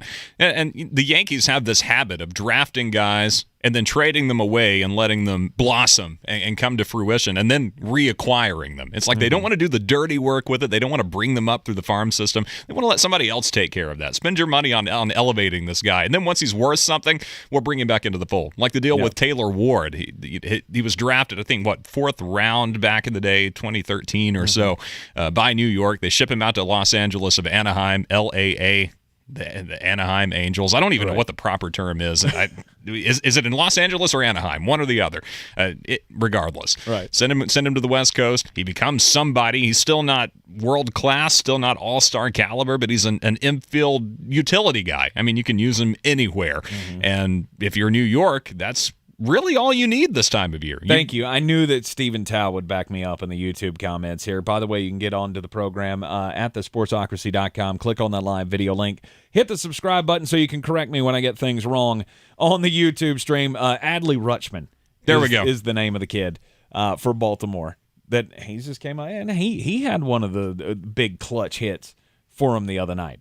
So, it's good to see these teams who have just been left for dead making some kind of a run, making some kind of noise in the baseball season, even if we're only at the halfway mark, basically. Oh, yeah, it's good for Oakland, or all these lower teams, especially, you saw Oakland the other night. They had a season high in attendance of like 21,000 fans. Good for them. Yeah, I mean, which earlier in the year, we're hovering around the 4,000, 5,000 range. So even the worst teams in baseball, this is the time of year to come out and be a part of it. I mean, Baltimore is in a great situation, like you said, looking toward the future here. This year is kind of a wash, which takes a lot of the pressure off of those guys. You're not really playing for anything other than pride and money at this point, knowing that your postseason incentives aren't going to be met.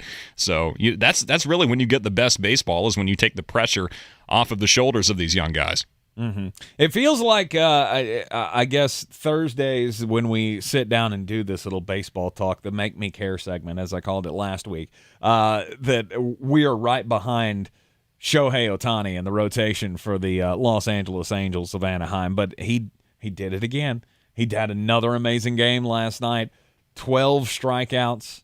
Now puts him up there with Nolan Ryan as the most strikeouts in Angels single game history. So congratulations to him for that. And I have to ask you, does that put him on, or does it further put him on the MVP talk path?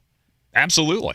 100% it has to. I mean, he hit 101 on the radar gun the other night, which, not for nothing. Most starting pitchers can do that, but we're beginning to see a little bit of swagger coming out of Shohei Ohtani. That's one thing I was waiting for. He's, the all-respectful, Asian, Japanese player who bows to Ichiro when he comes over, which I love that. I love the respect and to see all that, but I was wondering, a kid this good, eventually we're going to have to start seeing a little bit of showboating. We're going to see a little bit of fireworks coming out. And we saw that really in that series against Houston. He strikes out Jose Altuve, hits 101 on the gun, paints the mark. I mean, puts it, you couldn't have thrown a better pitch. Altuve waves at it and walks back to the dugout, and you're seeing the smirk coming out. You're seeing the head nodding. You're seeing a little bit of the strut coming out from Shohei Ohtani. He's the best player of our time. I mean, can you disagree with that? Who is better? Who is better at this point? His team is awful. His team in the LAA, the Anaheim Angels, are terrible. Mm-hmm. Mike Trout included. And he is just the best thing to happen to baseball. It's a travesty almost. I mean, it's embarrassing for the game, frankly. It's hard to argue with a guy who can do both, who can, come up and hit the long ball, and then he can also just mow you down on the mound. It's unlike we've ever seen, because none of us were alive to see Babe Ruth do it. Right. Yeah, that's the thing. I mean, we're talking about records being broken from 1920. We even have some records that we don't really know when they started. We can only go back to the beginning of the era, like the beginning of when we started keeping ERA and things like that. Like, we don't really know the last time that the things that Shohei Ohtani is doing were accomplished. I mean, it's just lost to the annals of history. It's phenomenal. Shohei is 6-0 in his last 6 starts. His ERA right now is .45 in those last 6 starts. He struck out 58 batters over 39 2/3 innings. Little league numbers. Yeah, it's crazy. And yet the Angels are 2-8 in their last 10. They're just awful. Again, he'll probably end up with one of these other big teams somehow, some way. I know he's under contract with the Los Angeles Angels of Anaheim, but he'll end up getting traded or something. It's the best. I think it's the best thing that could happen for baseball. Speaking of trades, let's talk about your Bo Sox for a minute. Okay. You've heard that Rafael Devers could be could be shipped out. He better not be. Don't do that. No. Don't do that. No. Why? Because Big Papi is vouching for him, saying he's fearless, quote unquote. That's what David Ortiz had to say about him. I agree 100%. The man is not afraid of anything. He's not afraid of the moment, not afraid of the situation. He believes in his ability. We've seen what he can do. He's got a powder keg attached to the end of the lumber. He can hit it, miles. It's ridiculous what he can do. Why would you part with the best third baseman since the Mike Lowe days, probably? Oh, or Mike Lowell, rather. Lowell, yeah. Yeah. You're trying to capitalize on a guy who's having an amazing season. I mean, he's batting .325. He's at 19 home runs. You're trying to get the most out of your investment. I understand that. But there's also, don't break this up. I mean, I said the same thing about Mookie Betts, and in the end, I'm glad that we did. I'm glad that we traded him to the Dodgers. It's just, I don't feel like he's the same player as he was when he was with the Red Sox. But Rafael Devers, I have stuck up for Rafi since he got in the league. To all the Red Sox fans who were like, oh, he can't play defense. No, he actually does pretty decent, but it's the offense that really makes him a superstar in this league, and we're going to see him in the All-Star game coming up next week. We'll talk about the All-Star game coming up after the break and all of the other things going on in Major League Baseball right now, as well as the red-hot Atlanta Braves still on a tear right now, having won 7 out of the last 10. You're in the Sportsocracy with me, Tank Spencer, and Caleb Peak here on ESPN Asheville. This is your time-saver traffic on the new ESPN Asheville. Traffic is stop and go 26 westbound west of Hendersonville Road, continuing to the Blue Ridge Parkway. Beginning near Avery Creek, Brevard Road northbound between Ledbetter Road to just north of the Blue Ridge Parkway, traffic is crawling. Clayton Road moving from Caillou Lane to Brevard Road, traffic also very busy. Hendersonville Road in Arden, an accident reported near Buck Shoals Road. Hendersonville Road, again, northbound, slow approaching Long Shoals Road. Sweeten Creek Road, northbound, slow between the Royal Pines area and Mills Gap Road. I'm Lyndon Field with your Time Saver Traffic. This report is sponsored by Wendy's Strawberry Frosty. With the Strawberry Frosty, time to enjoy yourself is built in. They're so rich and creamy, they're built for you to slow down, relax, and just take it all in. So when it's time for Frosty time, and Strawberry Frosty time is for a limited time, choose wisely. Choose Wendy's. Limited time only at participating U.S. Wendy's. Sports are easy to disagree on. Let's see what happens when sports talk hosts talk about something they agree on. No, hold on. I'm saying drivers who switch and save with Progressive could save hundreds. Well, I disagree. I think drivers who switch and save with Progressive could save hundreds. Come on, man. Wait, I think we're saying the same thing. Oh, so what do we do now?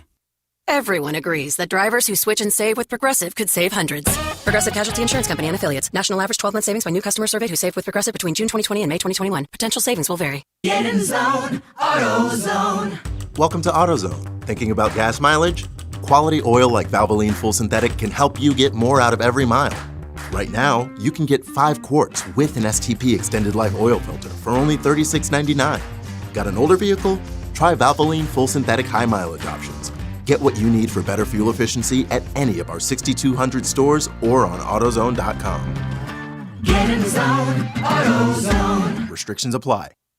5X480. Dayton B100 V-Belt, one of the many parts Grainger carries. It's also the item that helped Rob carry the day. The job was on hold, deadline fast approaching, but a quick search on Grainger.com and Rob found his part. And with same-day pickup at his local branch, he and his crew got the job done, safely and on time.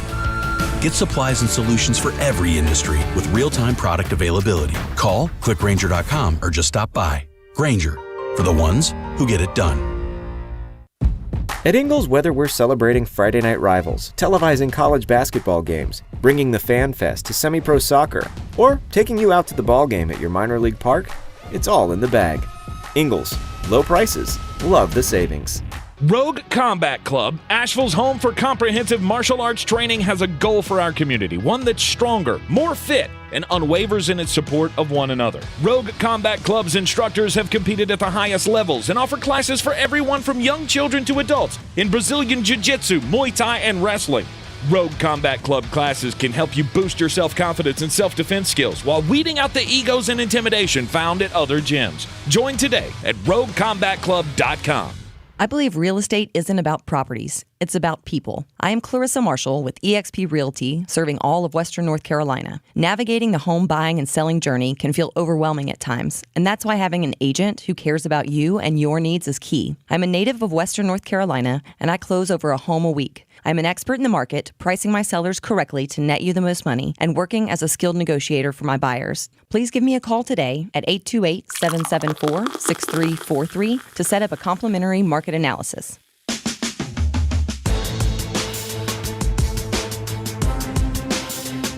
The Sportsocracy. You are a regular nuclear meltdown. You better cool off. Welcome back into the Sportsocracy, talking Major League Baseball with Caleb Peak here on ESPN Asheville. You can check him out at CPeak AVL. Is that right? Yeah, that's all lowercase, all one word. The Twitter handle? On the tweeter. We got the All-Star Game, Major League Baseball, coming up in 5 days now.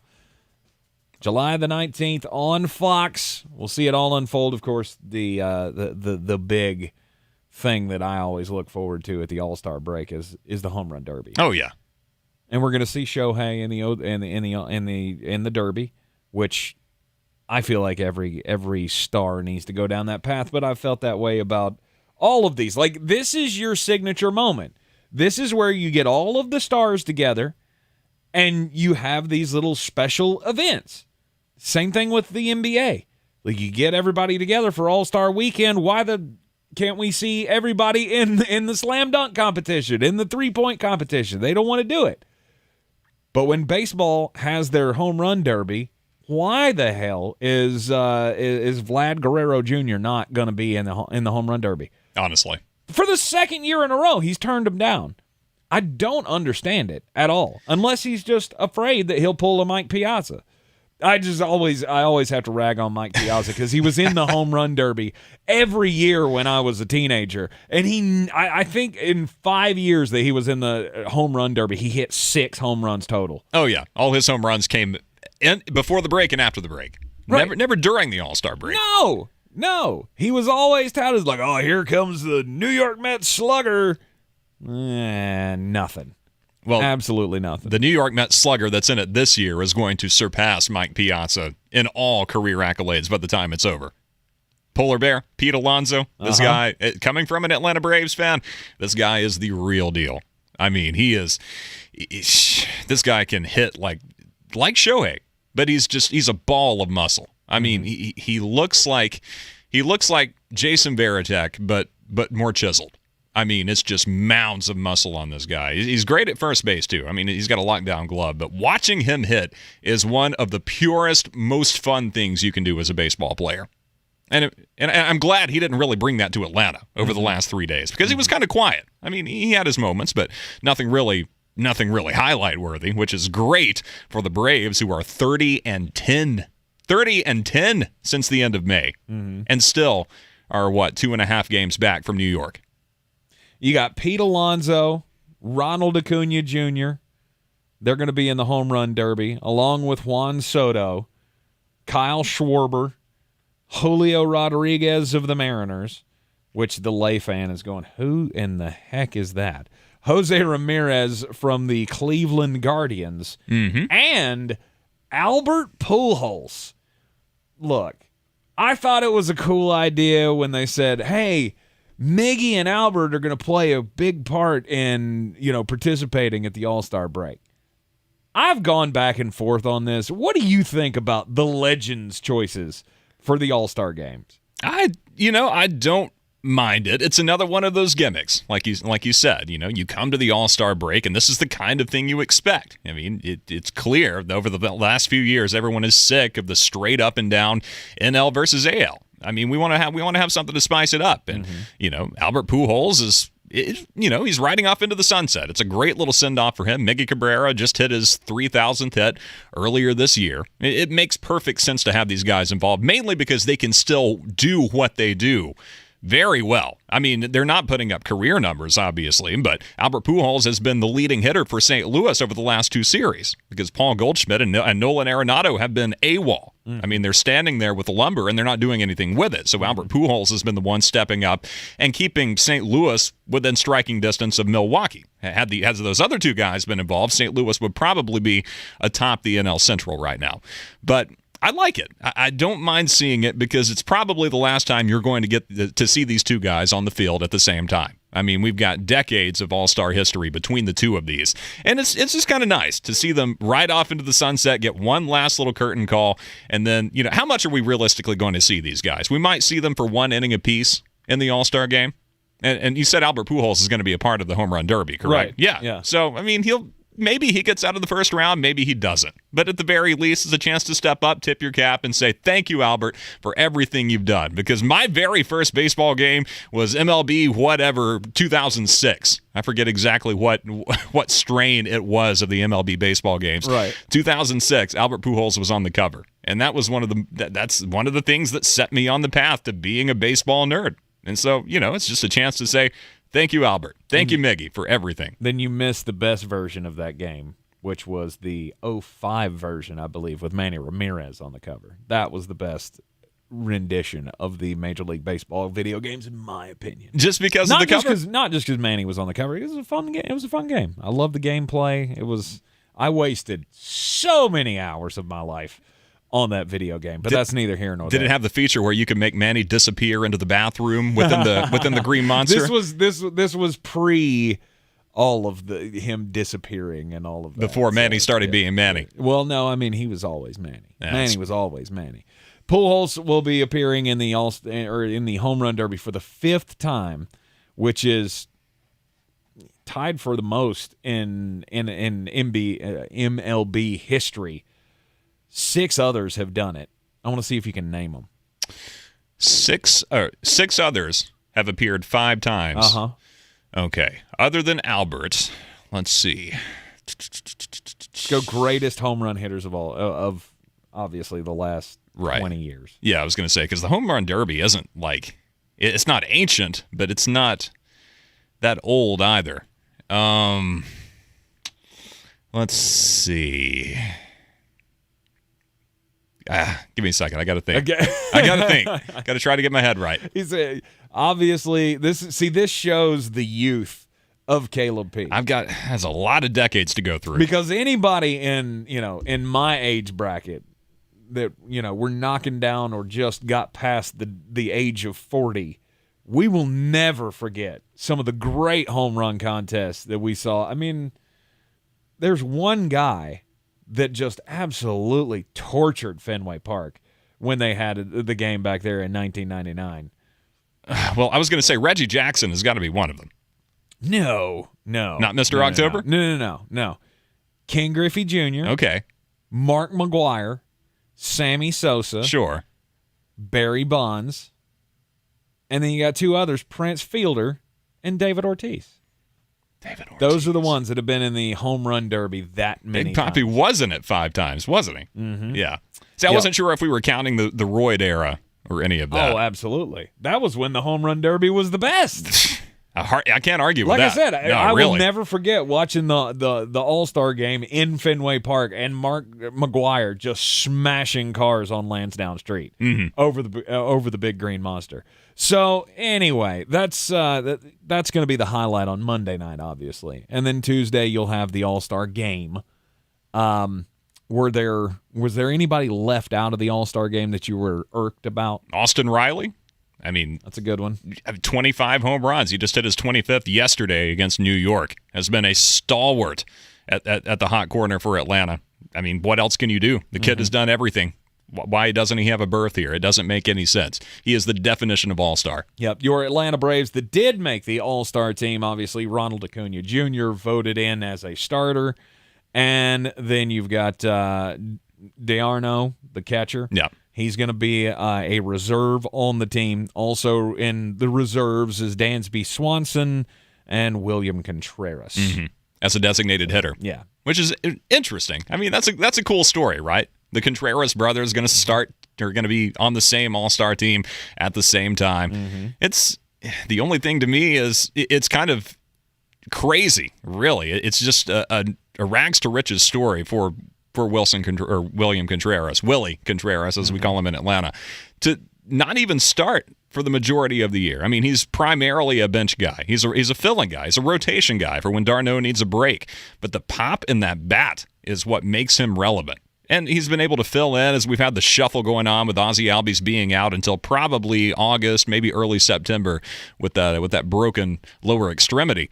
It's Contreras has stepped up. I mean, Orlando Arcia has stepped up. A lot of shuffling around, and everyone has still been able to fill into that role. Contreras has done a phenomenal job, and out of nowhere, I mean, he comes out of left field, pardon the pun, to make the All-Star team, and I couldn't be happier for him. I left out the pitcher that made it as well, Max Fried. Max Fried's going to be one of the starters for the game, although obviously probably not starting the game. But anyway, coming up July the 19th, next Tuesday, is the All-Star game from Los Angeles. Last question here before we take a break. Who is the team that you think can make the most interesting noise coming out of the All-Star break down the stretch of the season? Down the stretch into the second half. Give me the Seattle Mariners. Because they've been so hot as of late. Now, they showed flashes of brilliance earlier in the season, and then, like this happens with teams, you go through a lull and you just can't get everyone on the same page. It's, I think it was the brawl with the Angels that sparked things for Seattle, because that's a feisty bunch. They're a lot like the Texas Rangers, and the fact that the talent isn't all there, it's trending in the right direction, but it's not all there. But the fire that comes out of that dugout is what you want to see. I mean, it kind of is reminiscent of the Ken Griffey Jr. days, just the animosity. These guys show up to the ballpark in a bad mood. They come out ready to just yak. And as of late, that's what they've been doing. In the double digits in the win streak, they get a chance to cool down. The All-Star break has a different effect for different teams. For the Braves, it's kind of something maybe you didn't want to see it. I think this series against the Mets was a good thing for Atlanta ahead of the All-Star break, because now you're going to need that recalibration if you're Atlanta. You've been so keyed up for that series against the Mets. You get a break, you get a chance to calm down, recollect yourself, and refocus. But we're not talking about Atlanta. We're talking about Seattle. These guys, again, they have nothing to lose. Second place right now in the AL West. I don't think they really have a shot at taking first place in the division. But 3 wild cards for either side going into the playoffs this year. A lot of opportunities, even if you're not top tier, to get into the show. And Seattle's got to have that circled on their calendar. They know that this is their opportunity. If they can keep winning, keep doing what they're doing, especially with all the young guys that they've got, all the pop in the bats, all the swagger that they have, I think Seattle has really got a chance to make a run. And they're not going to disappoint. Mark my words. At CPeak AVL on Twitter. Caleb, he'll be back with me next Thursday to talk more baseball here in the Sportsocracy. Enjoy the All-Star game, my brother. Can't wait. You do the same. You are in the Sportsocracy here on ESPN Asheville. Coming up next, we're going to talk some football. Pre-training camp previews continue next. This is your Exergen Temporal Scanner weather forecast on ESPN Asheville. Partly cloudy tonight. Patchy fog will be possible late with the low dropping to 62. After a sunny start to Friday, there may be an isolated shower thunderstorm developing during the afternoon with a high of 85. Any rain that does develop exits tomorrow evening with an overnight low dropping to 63. Not a whole lot of change for the weekend. Some initial sunshine on Saturday and Sunday will give way to a few afternoon showers and thunderstorms as high temperatures top out in the low 80s. I'm Jeff Maher from the Weather Channel. This is your time saver traffic on the new ESPN Asheville. Driving stop and go 26 westbound west of Hendersonville Road to the Blue Ridge Parkway. 26 westbound, then crawling west of Brevard Road to I-40. I-40 westbound is crawling between the 26-240 split, Malfunction Junction, and Smoky Park Highway. An accident near Smoky Park Highway, 3 right lanes blocked. Brevard Road northbound is stop and go beginning in the Avery Creek area near Ledbetter Road, continuing to the Blue Ridge Parkway. Clayton Road, heavy delays moving from K. Lou Lane to Brevard Road. Sweeten Creek Road northbound, stop and go approaching Mills Gap Road. I'm Lyndon Fuel with your time saver traffic. This report is sponsored by Pfizer and BioNTech. Charging a cell phone can be like getting a booster shot. A booster is given to enhance or restore protection after a primary series vaccination, which wanes over time. Schedule an appointment when you are eligible. Sponsored by Pfizer and BioNTech.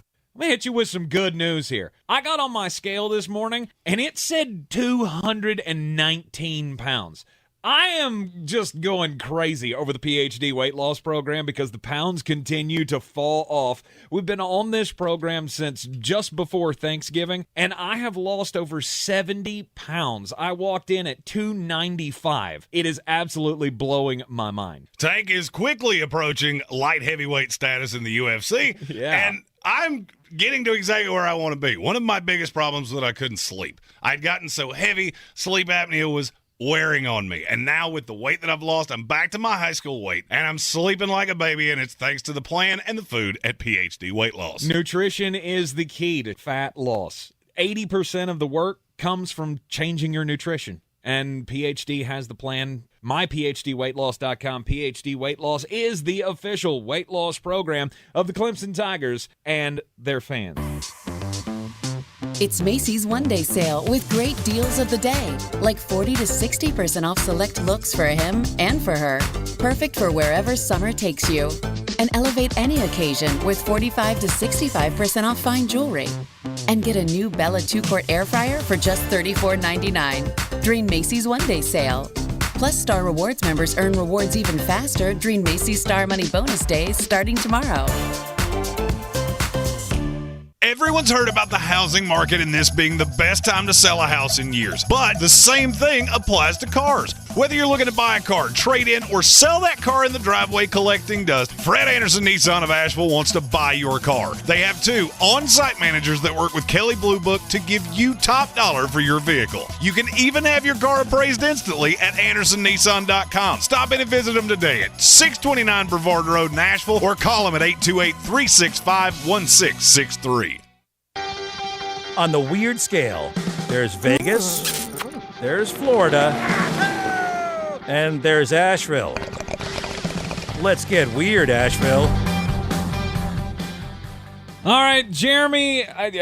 So I told Jeremy this story before the show started, and he had no idea who this person was. Nope, but he has one of the greatest names I have ever heard in my life, and I think I want to change my name to something similar. Who's shocked? It's an actor, and Jeremy doesn't see movies. And so he doesn't know who Armie Hammer is. Armie Hammer! Old Armie Hammer, who was in the remake of The Lone Ranger that Disney did a few years back that was god-awful with Johnny Depp playing Tonto.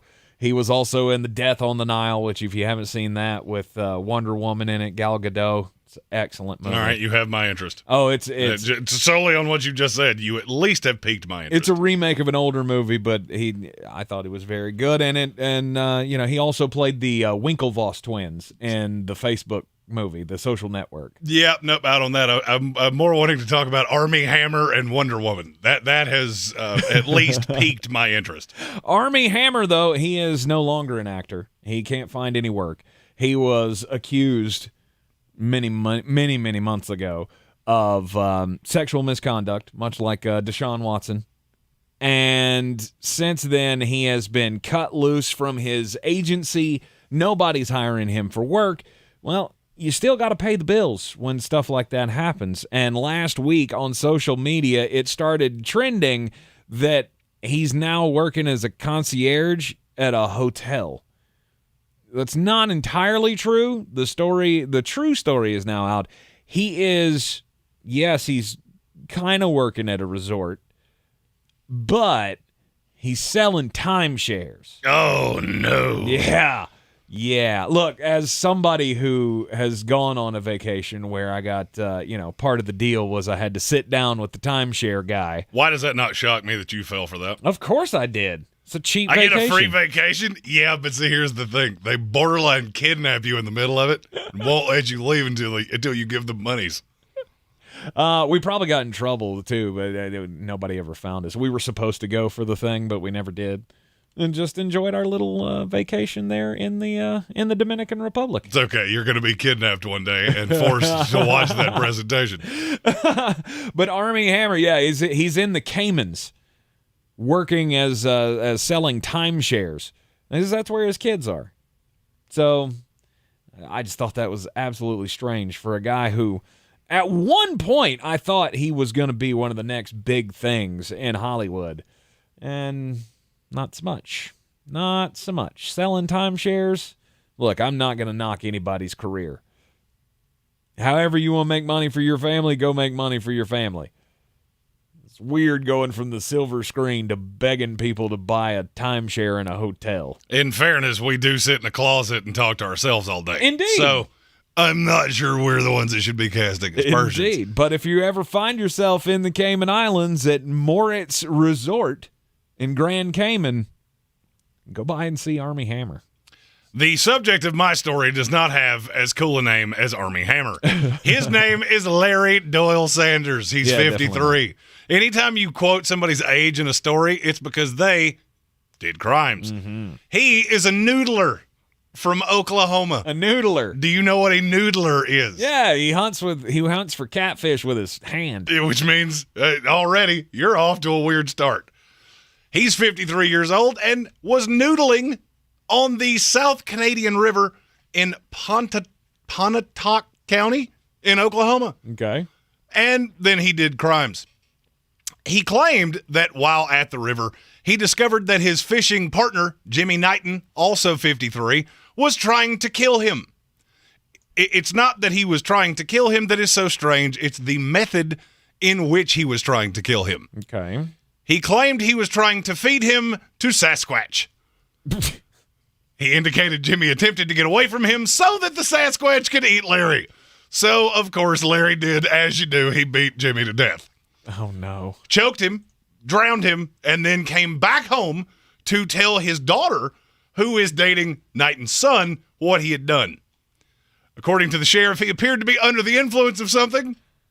I didn't have to see him to know that. His statement that was Mr. Knighton had summoned Bigfoot to come and kill him. That's why he had to kill Mr. Knighton. Now, how do you summon Bigfoot? That was my question. Does this involve a Ouija board? Is there a call? Is there a Samsquatch call? Because frankly, I would love to hear that. I think you just open a pack of beef jerky, right? That's what the commercials told us. Why does it have it has a woolulu? That's in my head. It's a woolulu. It's the Sasquatch call. Nice. Okay, don't do crimes. That's the name of this segment. Man. I have another one that's even better for crimes. That's what meth does. That's methed up. Yeah.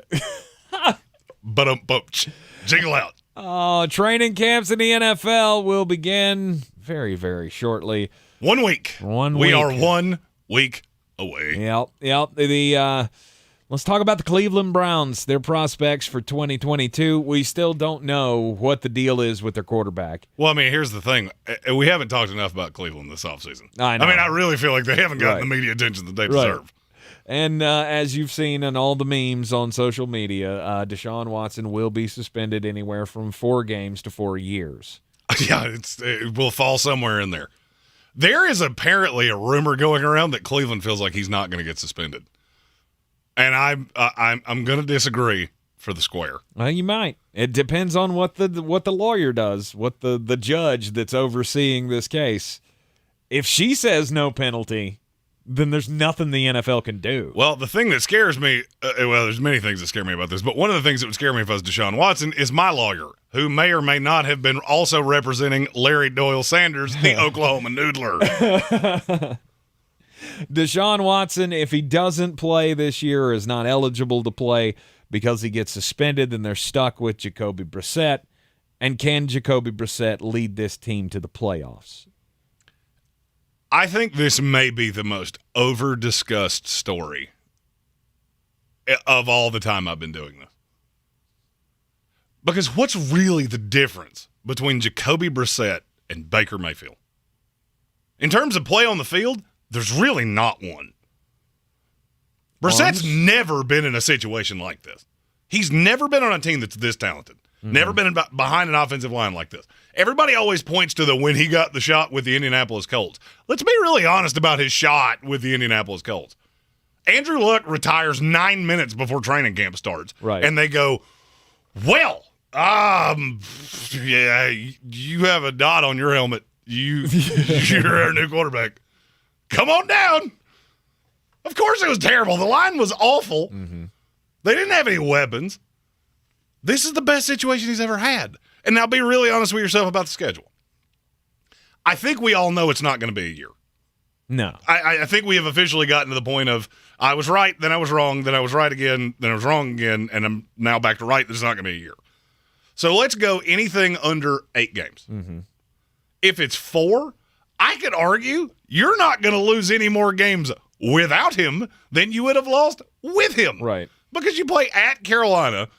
I know, Panther fans, I love you so dearly that you think that Baker, interception maker, is going to come in here and make the Browns pay. No, he's not. Then you play my Jets, the Steelers. Both of those are in Cleveland, and you go to Atlanta. Mm-hmm. I think I could play quarterback, and you go 3-1 there. I think you could let with the that kicker, running game, yeah, maybe you could let the kicker take snaps at quarterback, and you're going to go 3-1 there. Where it becomes problematic is if he's not back by week 5. Because then you go Los Angeles Chargers, New England Patriots, at the Baltimore Ravens, Cincinnati Bengals. Yes, you do get the advent that 3 of those are at home. I'm not sure that any quarterback not named Deshaun Watson is winning any of those 4. Agreed. So that's where it could go sideways. I was going to say, even with Deshaun Watson, many of those games would be question marks. Well, that's the pivot of the season. With him, I would say you probably come out of that. With him, I will say you go 6-2. Without him, you're at best probably 4-4. Mm-hmm. At best, because I'm not sure that Jacoby Brissett can beat the Pittsburgh Steelers. That's the only one in the first 4 that I think is even really a pivot. Mm-hmm. It's those next 4 that you could get absolutely mashed by 3 of those 4. Right. And I'm not sure that New England's not better than you with Jacoby Brissett taking snaps. But they don't really have a lot of holes. No matter who the quarterback is, you're not going to be asked to do a ton. This will still be one of the heaviest run teams in the league. Mm-hmm. So I'm just not overly sure that I care until you hit that second stretch. Right. If he's back for that, you're probably a playoff team. I'm not sure that you're a playoff team no matter what. But I can tell you definitively you're not if he's suspended 8 games. I think fully with Deshaun Watson, this is no doubt a playoff team. No, so, all right. I'm not going to let you just say that and then jingle out. Okay. No doubt a playoff team. I would say so. So 10, 11 wins. I think we both universally agree they're not winning this division. No. Whether it's Baltimore or Cincinnati, they're not winning this division. No. So what you're telling me is you think they're going to be better than all but 2 teams out of the Raiders, the Broncos, the Chiefs, because I think we both universally said we think Chargers are going to win that division, the Tennessee Titans, whoever is not the division champion in your own division, and the Miami Dolphins. That's a tall ask to me. That's a tall ask to me. Okay. And I'm talking even with Deshaun Watson. I don't care. You got to remember, this kid hadn't played in 2 years. And he's been dealing with legal things. I'm not going to tell you that he's going to show up and look like me, but I'm going to venture a guess he's probably not in the best shape of his life. And it's going to take some time for him to get on the right track, especially if he's not allowed to be around this team. There is a huge difference between what you can do yourself and what you can do surrounded by a team and trainers and things like that. And I just think we glean over that. Because there's this expectation, because you've acquired a top 10 quarterback in this league, that you're just going to waltz into the playoffs. And I'm not so sure that's true. I believe in the weapons of this team. I believe in the offensive line. I believe in the defense. I think you should believe in the defense. It's the weapons where I think we have a drastic disagreement. Okay, I have a no doubt number 1 wide receiver. I don't dispute that. I got one of the best running back tandems in the league, and I got a top 4 or 5 offensive line. You give me a top 10 quarterback, that spells we're going to score a boatload of points. And after the break, I have a point of reference that may change your mind on what you just said. You're in the Sportsocracy here on ESPN Asheville. This is your time saver traffic on the new ESPN Asheville. Traffic is stop and go 40 westbound between Hendersonville Road and the Smoky Park Highway due to an accident. 2 right lanes blocked. 240 westbound slow between Charlotte Street and Montford Avenue. 26 westbound stop and go between Hendersonville Road and Long Shoals Road. Again, 26 westbound stop and go between Brevard Road and I-40. 26 on the eastbound side, light delays between Brevard Road and Long Shoals Road. Brevard Road northbound is crawling between Ledbetter Road and the Blue Ridge Parkway. Sweeten Creek Road northbound approaching Mills Gap Road is stop and go. I'm Lyndon Field with your Time Saver Traffic. This report is sponsored by Pfizer and BioNTech. Charging a cell phone can be like getting a booster shot. A booster is given to enhance or restore protection after a primary series vaccination, which wanes over time. Schedule an appointment when you are eligible. Sponsored by Pfizer and BioNTech. Try Taco Bell's new cheesy double beef burritos now. A melty 3-cheese blend with nacho cheese sauce and double the seasoned beef in classic and spicy. At participating stores for a limited time while supplies last. Prices vary. Tax extra. Double the seasoned beef as compared to beefy melt burrito.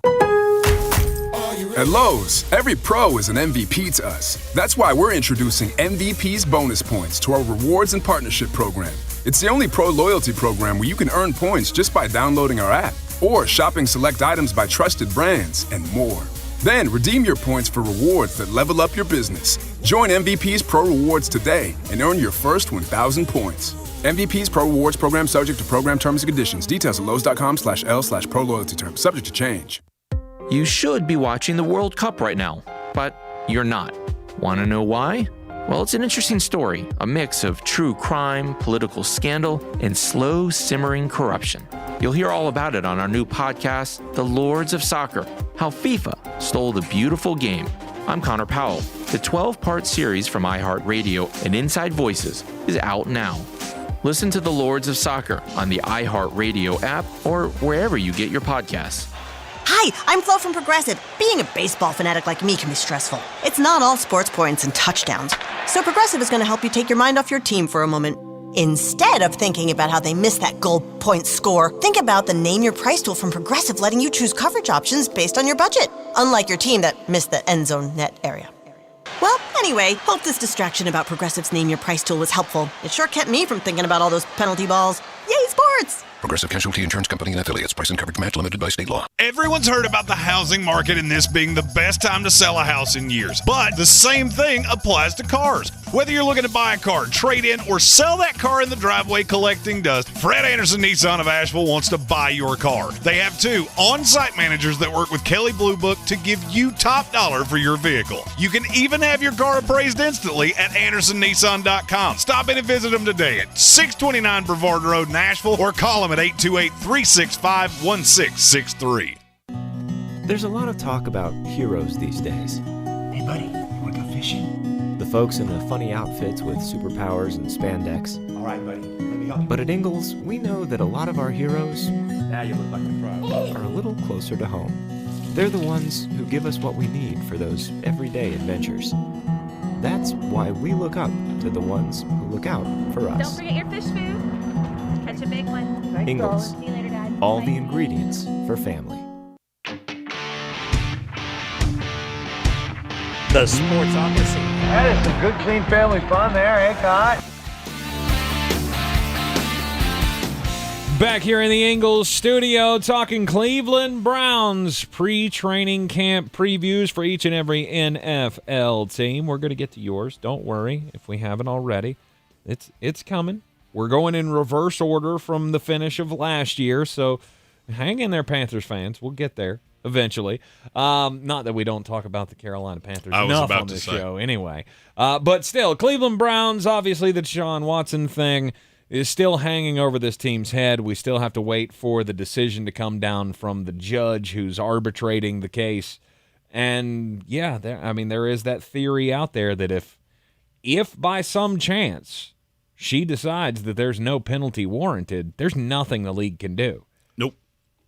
There's also the theory out there that if she does hand down a minimal penalty, then they get to appeal. And the NFL appeals, and they appeal to Roger Goodell, who then just gets to decide. And word has it that maybe he would be interested in a full year suspension. But we don't know. So where does this leave them? With Jacoby Brissett, with, again, what I feel like is a tip-top offensive line. You've got really good weapons. I feel like Amari Cooper's a number one wide receiver.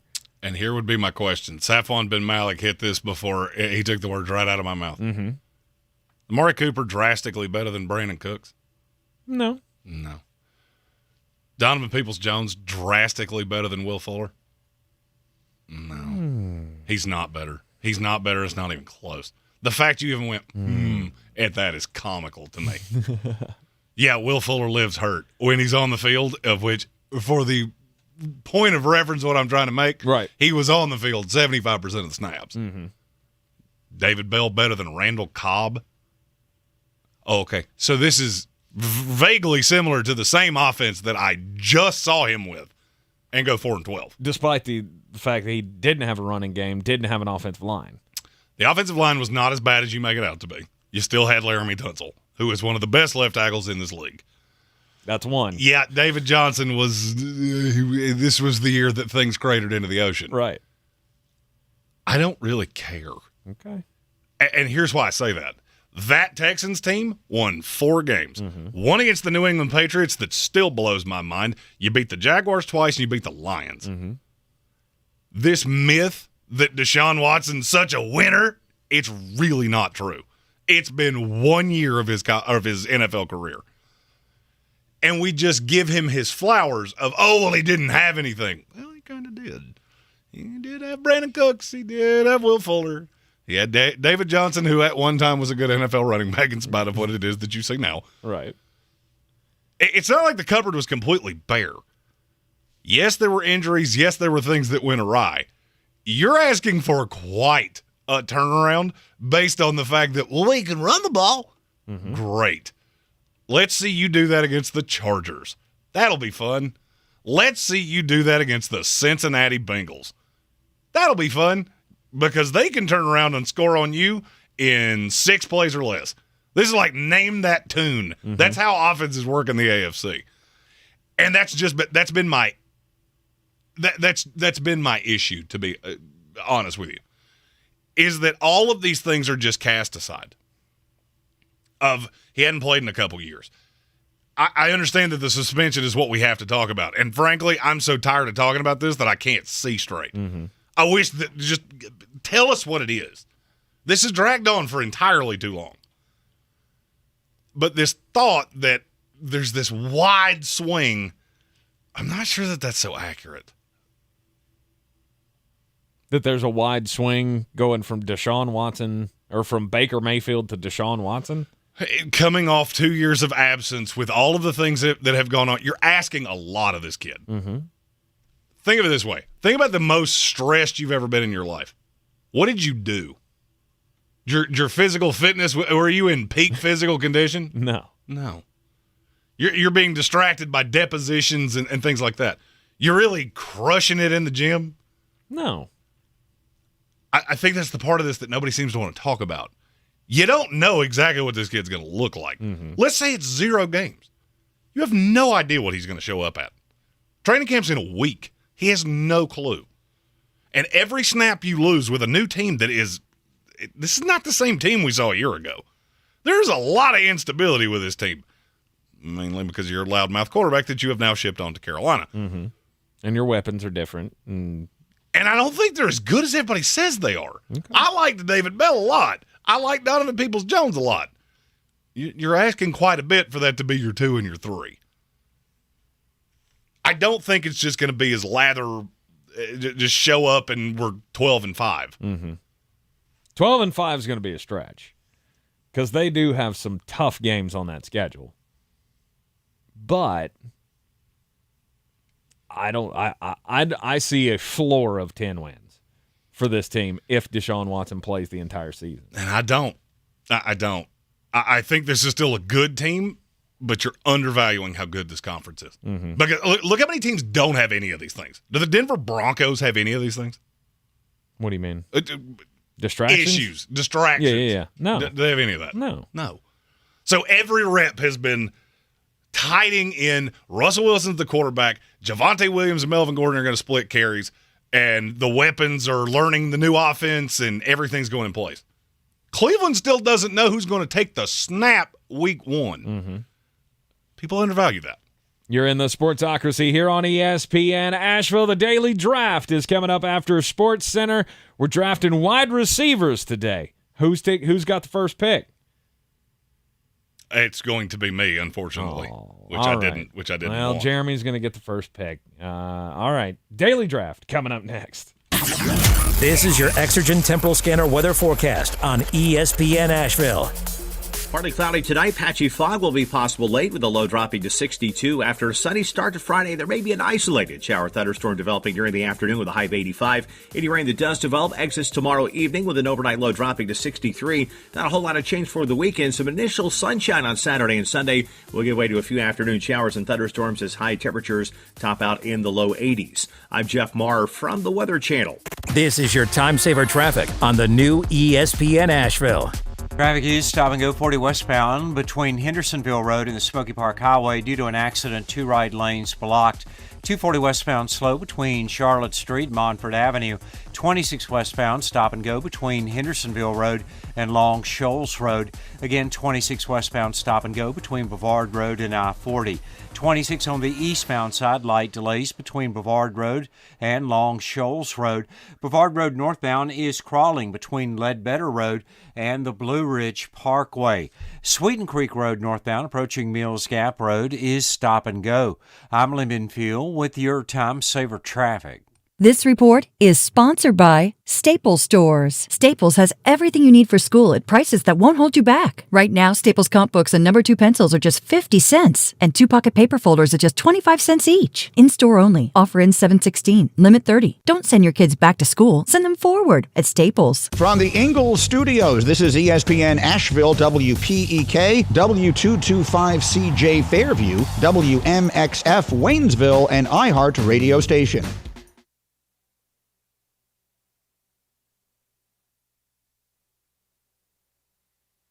This is SportsCenter. I'm Doug Brown. ESPN's Adrian Wojnarowski reports Sun center DeAndre Ayton will sign a 4-year, $133 million offer sheet with the Pacers. The Suns have 2 days to match, or else Ayton goes to Indiana. ESPN's Tim Legler. There's never been a group of athletes that have had more power than NBA players do now, and it's taken a long time to get to that point. They're not going to give it up. I think the only way you could potentially ever see this change would be a really long, protracted holdout, lockout, whatever it may be. Tim Legler on Get Up. It's the biggest offer sheet in NBA history. At St. Andrews in Scotland, day 1 winding down at the Open Championship, American Cameron Young, the leader at 8 under, 2 shots better than Rory McIlroy. Tiger Woods shoots a 6 over 78. ESPN's Adam Schefter reports the Cowboys and franchise tight end Dalton Schultz not expected to reach a deal on a contract extension before tomorrow's deadline. Schultz would then likely sign his 1-year deal under the tag. If you need solid hires fast, you need Indeed. The all-in-one hiring solution makes it easy to attract, interview, and hire candidates from the same place. Want to find your next great hire? Visit Indeed.com/credit.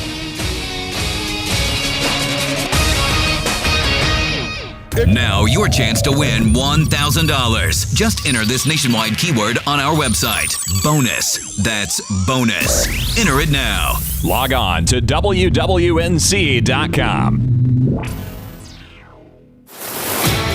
He's a degenerate gambler. You are a smelly pirate hooker. And he's cheaper than oxygen. He's useless. But somehow, they make it work. Jeremy Greene, Tank Spencer.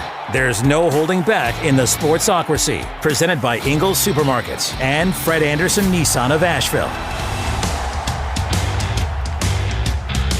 And welcome back into the Ingles Studio here on ESPN Asheville, 92.9 FM, 880 AM, and 1400. It is the 3rd hour of the Sportsocracy, and as we do at the top of every 3rd hour of this program, it's time for the daily draft. Today we'll be drafting wide receivers in the NFL. We did quarterbacks, which I won, and we did running backs, which Jeremy won, and now it's time for wide receivers.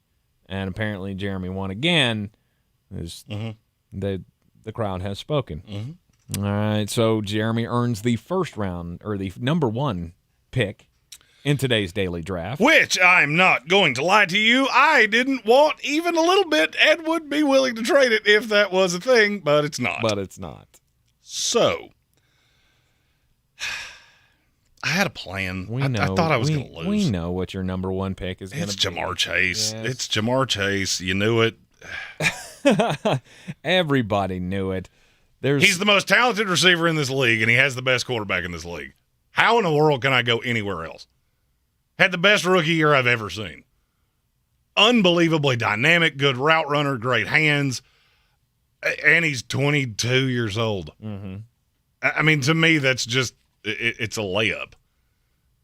Now, the question is that really has had me a little hyperventilating. I have absolutely no idea what you're about to do. Well, you should. I mean, you should have an idea. Because I know one of them. The question is the second one. Well, you shouldn't have any qualms about, any reservations about where I'm going to go with the second one, because it's a guy that I was in love with when he was in college, and you hated him.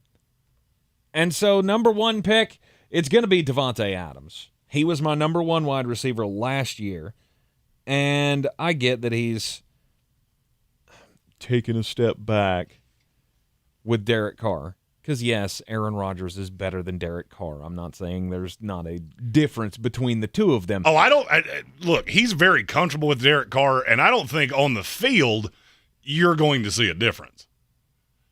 The problem is now there are other people in the offense that are going to take target share away. There's just no way that's not going to happen. No, yeah. You can't go from Mercedes Lewis and Randall Cobb to Darren Waller and Hunter Renfrow. But I feel like that lifts the boat for Derek Carr, and it's going to take away some from Davante Adams, but it lifts that team. There's no doubt it. Look, I'm higher on the Raiders than you are, and I have been for quite some time. For me, the top three to me, you're very nitpicky, because I think there are three that are clearly better than everybody else. And my number two pick is Justin Jefferson, and that makes me very angry with you. It makes me want to say obscenities. I know it does. But he's the guy that I kept saying 2 years ago, or I guess it's technically 3 years ago now, of this guy's going to come into the league and he's going to set the world on fire. And Jeremy's like, oh, no, this guy can't play in the league. I did not say that. This guy might as well be flipping hamburgers somewhere. Justin Jefferson, he was the Jamar Chase of 2 years ago. And then last year, I mean, he just continued to impress. It was a near perfect season for him last year. He is one of the highest graded PFF wide receivers in the league. He makes Kirk Cousins look like he is Aaron Rodgers. And we all know that's not the case. Well, Kirk's pretty good. Kirk is good. But again, Kirk catches a lot of smoke just because he's a little loud. And I've always been on the plus side of the Kirk Cousins argument. But the fact that he has Justin Jefferson and Adam Thielen makes me really excited for what the Minnesota Vikings can do moving forward. And I still feel like that's probably one of the best replacement players we've ever seen in this league. They got rid of Stephon Diggs and immediately got Justin Jefferson. How many times have you seen that in the NFL? Yeah, that worked out nicely. Right. I don't think you're going to see that at a Green Bay with Devontae Adams and Christian Watson. What did Christian Watson do? I don't know. Did the kid come dew in your driveway, or what did he do? Everybody just acts like there's not going to be a skip in the record here. And I got news for you. I don't think it's going to look as good as you want it to immediately. And I think the regression is going to be drastically less than you do. Okay. All right. I mean, obviously it hurts to not have a number one receiver. But of course. I think, all right, I'll put it this way. I think losing Davante Adams in Green Bay hurts Davante Adams' production more than it hurts Aaron Rodgers. I could see that. I've seen Aaron Rodgers turn glorified garbage people into $10 million wide receivers, Marquez Valdez-Scantling. Right. Who I'm still, to this day, not sure can actually catch. Mm-hmm. And Kansas City went, here's $10 million. Mm-hmm. You take this. Aaron made you look like a real-life NFL receiver. All right, Jeremy, you're back around for your second and third picks. I hate this game. It's stupid and I don't like it. You took what I wanted. You couldn't have your top two wide receivers. Yeah, because you got what I wanted. And now I'm not 100% sure what I'm going to do because I feel like I have to do something that I don't want to do. Well, there's one that's really easy for me. We know who one of them is. Who? Stephon Diggs. There you go. Yeah, we might as well just pencil him in. Stephon Diggs, one of the original players that made me realize, I think I can do this because I watched him in college and went, why is nobody understanding this? Mm-hmm. Why is nobody getting how good this guy is? When I watched him just torture a Florida State team that I don't think there was another player on that Maryland team that played in the league, and they couldn't defend him. He's done it in Minnesota. Now he's doing it in Buffalo. Mm-hmm. And I'll be honest with you, I'm not sure I think that you've even seen the best of Stephon Diggs yet. He's never had, outside of the years with Adam Thielen, of which he was very young in the league, and there was a lot of that where I would argue was the two. You've never seen him with that high flyer, deep threat second wide receiver. Last year they did the Emmanuel Sanders thing against all intelligent thought for 2/3 of the year. Now you've got a second receiver that I know you make fun of me every time I do this, and you've called him the new Auden Tate. Gabriel Davis is a dog. And I think you're going to see that pretty quick in Buffalo. And maybe we will. I've seen it once. I've seen him have the 4-touchdown game that he had in the playoffs. I've seen him do it once. I can't really jump onto the bandwagon of you belong in the conversation of, really good wide receivers in this league. I've seen you do it once. Put Gabriel Davis, where would you have him in the NFL? I don't know.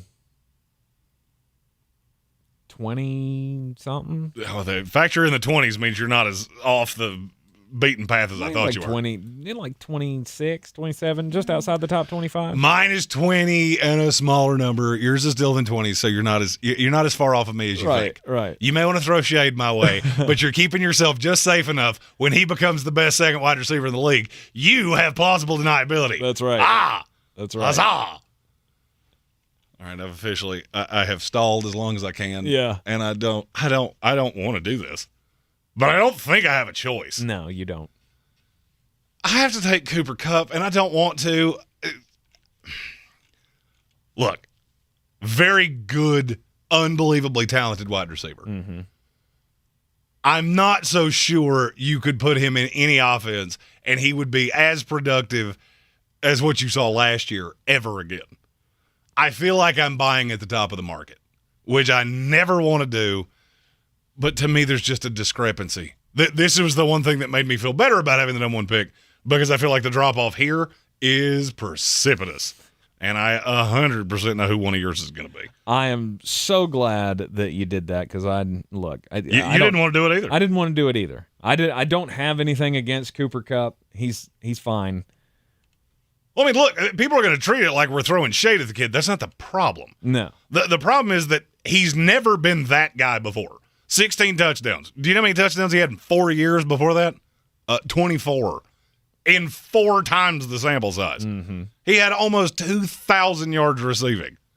He only had 3,500 for his career before that. Right. So I'm buying at the top of the market, which is never something that I want to do. However, he does have the advantage of Sean McVay. Mm-hmm. That's not going away. He does have the advantage of Matthew Stafford for a few more years. And now I do think having Allen Robinson instead of Robert Woods. I'm not trying to shade Robert Woods. I'm not. But Allen Robinson's a better receiver in this league. Mm-hmm. Maybe not all around, but in terms of as a receiving threat. So I'll ask this. If you had to guess a stat line on Cooper Kupp this year, what would it be?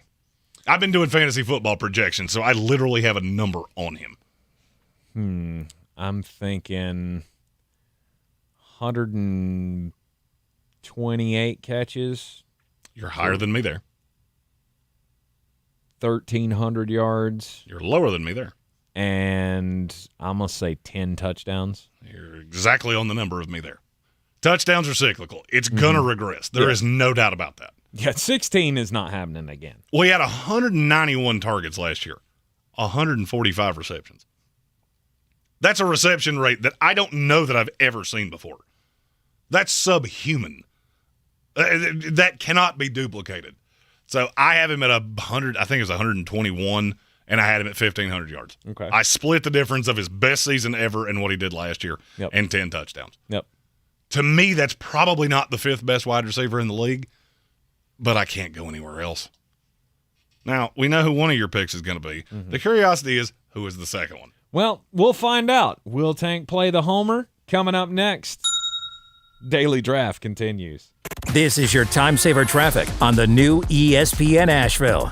Traffic is slow, 240 westbound between Charlotte Street and Montford Avenue. 26 westbound slows west of Hendersonville Road to the Blue Ridge Parkway. Again, 26 westbound crawling between Brevard Road and I-40. 40 westbound delays between Hendersonville Road and George's Branch Road. Brevard Road northbound is stop and go between Ledbetter Road and the Blue Ridge Parkway. Brevard Road southbound delays near Old Fanning Bridge Road. Near Fletcher, Hendersonville Road northbound approaching Fanning Bridge Road is slow. Again, Hendersonville Road northbound slowing approaching Long Shoals Road. Sweeten Creek Road northbound approaching Mills Gap Road is slow. I'm Lyndon Field with your Time Saver Traffic. This report is sponsored by Tyson Furniture. At Tyson Furniture, we have a huge selection of furniture, honest values, and great service. We're a big store, and Black Mountain has wonderful restaurants and interesting shops to explore. Visit us at Tyson Furniture in Black Mountain, where beautiful homes begin. Choosing Sides, F1, a podcast about... What are we doing here, Lily? Well, you're in the right place, Michael. I'm Lily Herman, Formula One expert. And I'm Michael Costa, comedian, and I'm just going to be honest here, complete F1 newbie. On this inaugural season of Choosing Sides, we're tackling the historic and controversial sport of Formula One race car driving. Who are these drivers? Rich kid? Daddy issues. Daddy issues galore. Listen to Choosing Sides F1 on the iHeartRadio app. Or wherever you get your podcast. Don't you wish your life came with a warning app? That dog does not want to be petted. Well, life doesn't always give you time to change the outcome, but prediabetes does. Take the 1-minute test today at doihaveprediabetes.org. Brought to you by the Ad Council and its Prediabetes Awareness Partners. Everyone's heard about the housing market and this being the best time to sell a house in years. But the same thing applies to cars. Whether you're looking to buy a car, trade in, or sell that car in the driveway collecting dust, Fred Anderson Nissan of Asheville wants to buy your car. They have 2 on-site managers that work with Kelly Blue Book to give you top dollar for your vehicle. You can even have your car appraised instantly at AndersonNissan.com. Stop in and visit them today at 629 Brevard Road in Asheville or call them at 828-365-1663. With the PhD weight loss system, I have lost over 70 pounds. I hit my 70-pound mark officially last week, and the numbers on my scale continue to dwindle down. I'm getting better nutrition. I'm getting more exercise. My aches and pains have practically disappeared. Over the long weekend, I played 2 rounds of golf. To most of you, that does not sound like an over-the-top amount of activity, but for me, before PhD, it would have been. My back would have hurt, but because I've lost so much weight, I'm in so much better shape, physical activity isn't wearing me out like it used to. I'm almost down to my target weight, and it's all thanks to the program and food of PhD Weight Loss. The absolute all-star of the program, Dr. Ashley Lucas, has the plan to help you drop the pounds and hopefully change your habits so that you won't have to deal with that weight problem any longer. Go to myphdweightloss.com. That's myphdweightloss.com. PhD Weight Loss, the official weight loss program of the Clemson Tigers and their fans. At Ingles, we're all in for summer. Whether you're hitting the trails, hitting the water, or hitting the golf ball, we have everything you need for the perfect picnic, the greatest grill out, and the best beach vacation. We know that the mountains are calling, the open road awaits, and that pool party is ready to rock. So head on over to Ingles and stock up on all the goodies to get you through your summer of freedom. Ingles, low prices, love the savings.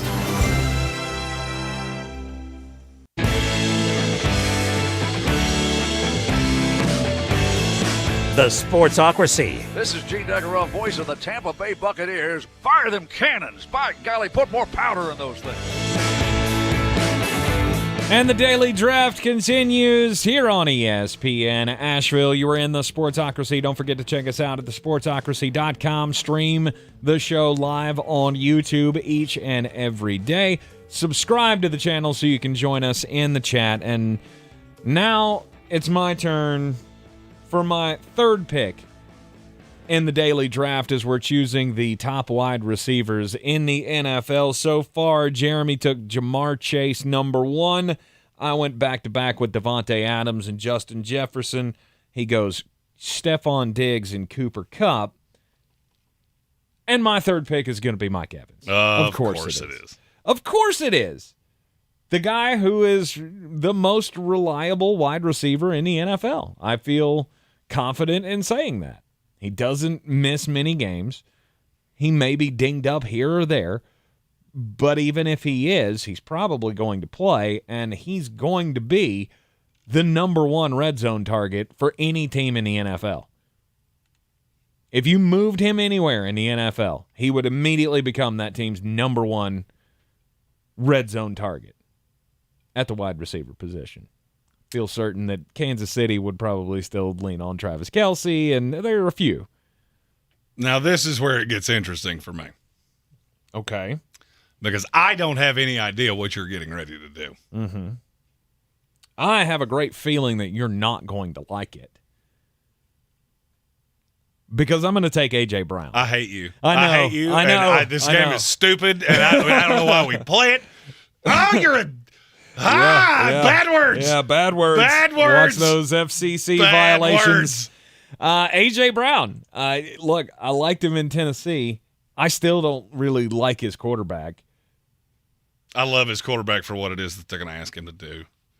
Because you have to acknowledge the ability of Jalen Hurts to run. Yes. You have to acknowledge Miles Sanders and Dallas Goedert, and there's just enough around him. Mm-hmm.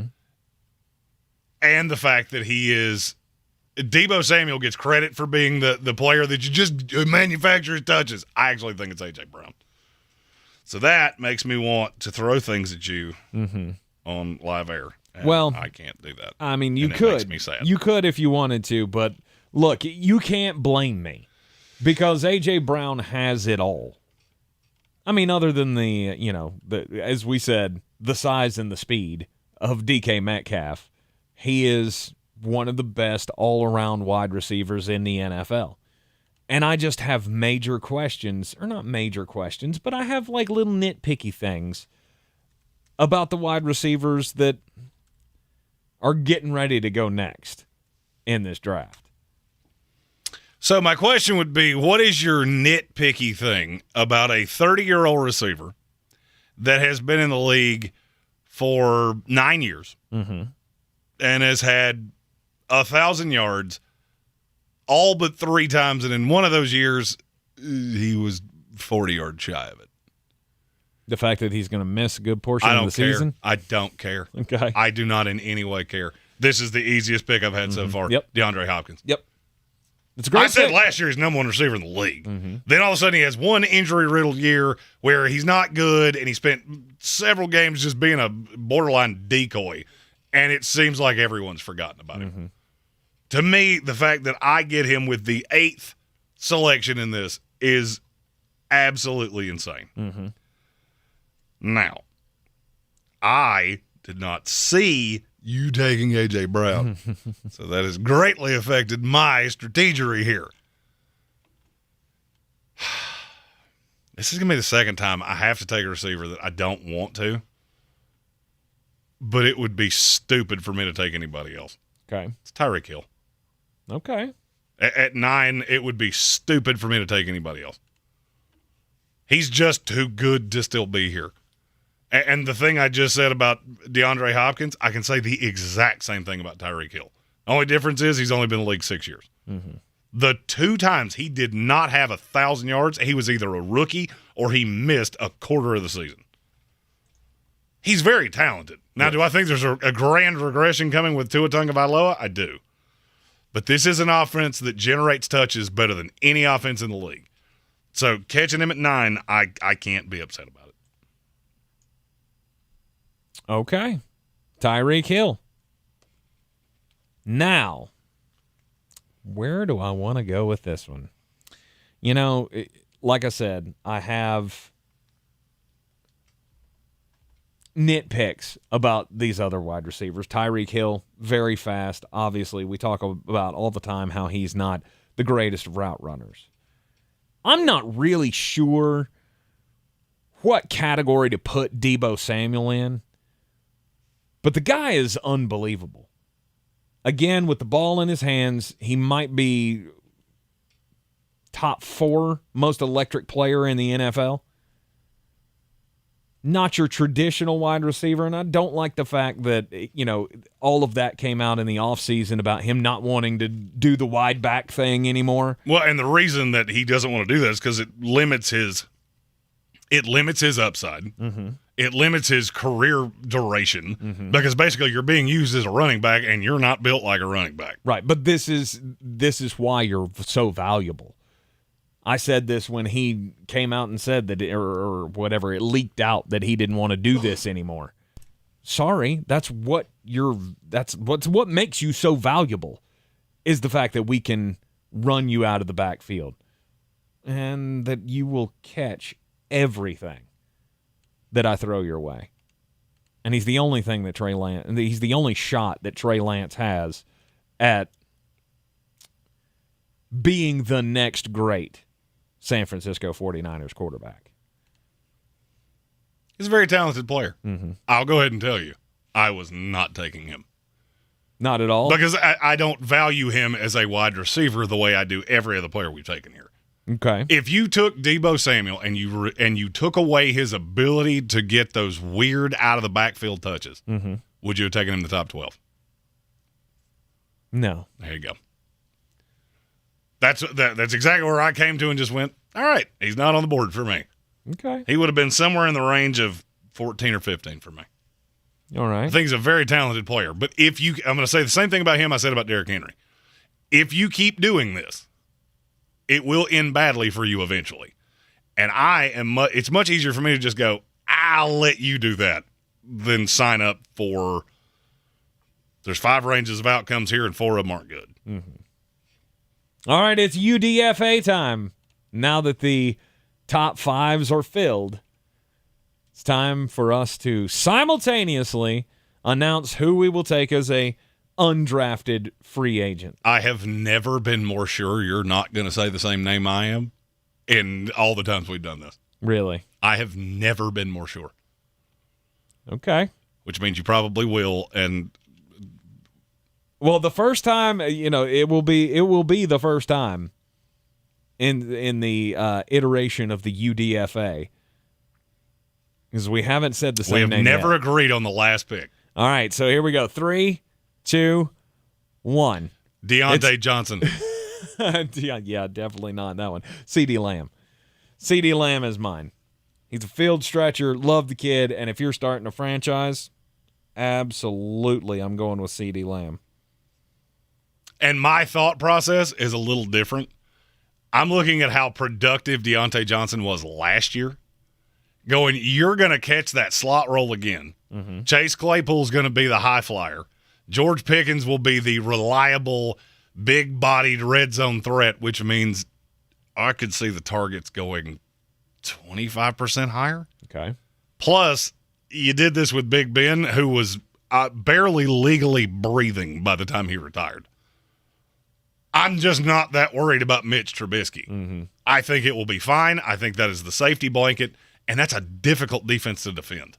Plus, I just love Deontay Johnson. All right, so here you have it, folks. Our wide receiver classes. Jeremy goes Jamar Chase, Stephon Diggs, Cooper Kupp, DeAndre Hopkins, Tyreek Hill, and his UDFA is Deontay Johnson. Meanwhile, the winning roster, Devontae Adams, Justin Jefferson, Mike Evans, A.J. Brown, Deebo Samuel, and C.D. Lamb.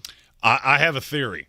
This is the most I've ever hated one of my rosters, which tells me I'm probably going to smoke you. Because the last 2 times I've walked away going, I don't love that. Right. I have smoked you. We'll post it up on social media. You can go and follow us on all the social medias at The Sportsocracy. Vote on it, and we'll have the poll up at the first 2 hours of tomorrow's program as well, which will decide who gets the number 1 pick in tomorrow's daily draft. You're in The Sportsocracy here on ESPN Asheville. This is your Exergen Temporal Scanner weather forecast on ESPN Asheville. Partly cloudy tonight. Patchy fog will be possible late with the low dropping to 62. After a sunny start to Friday, there may be an isolated shower thunderstorm developing during the afternoon with a high of 85. Any rain that does develop exits tomorrow evening with an overnight low dropping to 63. Not a whole lot of change for the weekend. Some initial sunshine on Saturday and Sunday will give way to a few afternoon showers and thunderstorms as high temperatures top out in the low 80s. I'm Jeff Maher from the Weather Channel. This is your time saver traffic on the new ESPN Asheville. 240 westbound is slow between Charlotte Street and Montford Avenue. 240 west and eastbound delays on the Captain Jeff Bowen Bridge.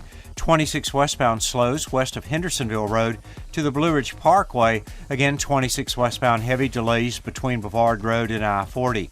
26 eastbound light delays between Bavard Road and the Blue Ridge Parkway. 40 westbound heavy delays between Hendersonville Road and George's Branch Road. Near Avery Creek, Bavard Road northbound, stop and go between Ledbetter Road and the Blue Ridge Parkway. Near Inca Village, Sardis Road moving from Sandhill Road to Bavard Road, delays. Sweeten Creek Road north and southbound near Mills Gap Road is slow. Hendersonville Road northbound approaching Long Shoals Road, delays. I'm Lyndon Field with your Time Saver Traffic. This report is sponsored by Allstate. Are you a safe driver? Are you looking to save money? With DriveWise from Allstate, the safer you drive, the more you can save. At Allstate, better protection costs a whole lot less. Visit allstate.com or call an agent for a quote today. You should be watching the World Cup right now, but you're not. Want to know why? Well, it's an interesting story, a mix of true crime, political scandal, and slow simmering corruption. You'll hear all about it on our new podcast, The Lords of Soccer, How FIFA Stole the Beautiful Game. I'm Connor Powell. The 12-part series from iHeartRadio and Inside Voices is out now.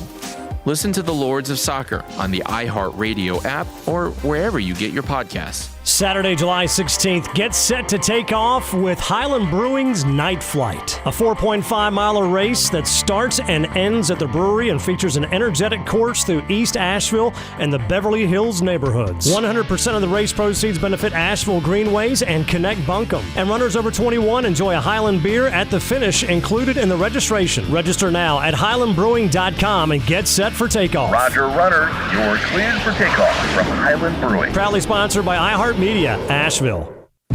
At Ingles, whether we're celebrating Friday night rivals, televising college basketball games, bringing the Fan Fest to semi-pro soccer, or taking you out to the ball game at your minor league park, it's all in the bag. Ingles, low prices, love the savings.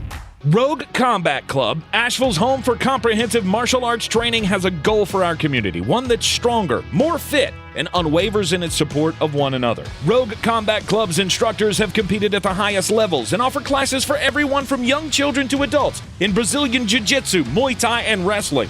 Rogue Combat Club classes can help you boost your self-confidence and self-defense skills while weeding out the egos and intimidation found at other gyms. Join today at roguecombatclub.com. I believe real estate isn't about properties. It's about people. I am Clarissa Marshall with eXp Realty, serving all of Western North Carolina. Navigating the home buying and selling journey can feel overwhelming at times, and that's why having an agent who cares about you and your needs is key. I'm a native of Western North Carolina, and I close over a home a week. I'm an expert in the market, pricing my sellers correctly to net you the most money, and working as a skilled negotiator for my buyers. Please give me a call today at 828-774-6343 to set up a complimentary market analysis. On the weird scale, there's Vegas, there's Florida, and there's Asheville. Let's get weird, Asheville. All right, it's time to do that thing where we talk about crimes. Don't do crimes. And Jeremy told me that I couldn't tell the story that I wanted to tell. Nope. On this show. No good could come of it. I guess we'll have to wait for, I don't know, another YouTube stream only for us to retell that story. But anyhow, so here's one where a California liquor store has been banned from selling liquor. So now they're just a building. Pretty much. The store owners are banned from selling alcohol because the woman behind the counter she gave alcohol to an underage kid. And then the underage kid did what underage kids do and did crimes.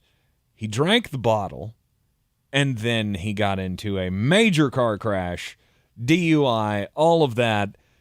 And here's the thing. The funny part about it was she said, here, I'll give you the bottle, but you have to come back tomorrow and pay me $25. It's a $16 bottle of liquor. So she was trying to upsell the kid. I don't know why she didn't demand the $25 right out the gate. Or just don't do crimes. Well, true. I mean, you don't want to do crimes, but it just seems ridiculous. You come back tomorrow and pay me $25 for the $16 bottle. The kid, unfortunately, got into a car crash with a family that was riding in an SUV, and now the store is basically useless. Like, I want to know what a liquor store, like, you can sell juice, maybe? Some of those mixers, like non-alcoholic mixers, you could sell those. But I still have to go somewhere to get the. Right. I got to go somewhere else to get the good. So yeah, you serve me no purpose now. Right. The woman is already been sentenced. This happened months ago.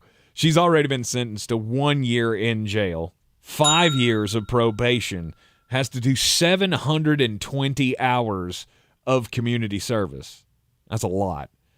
And then there is also a $1 million restitution that I'm sure you'll never see. Maybe she works at a liquor store. I'm just not trying to cast aspersions here. I'm just saying that might be hard for her to come up with $1 million. Could be.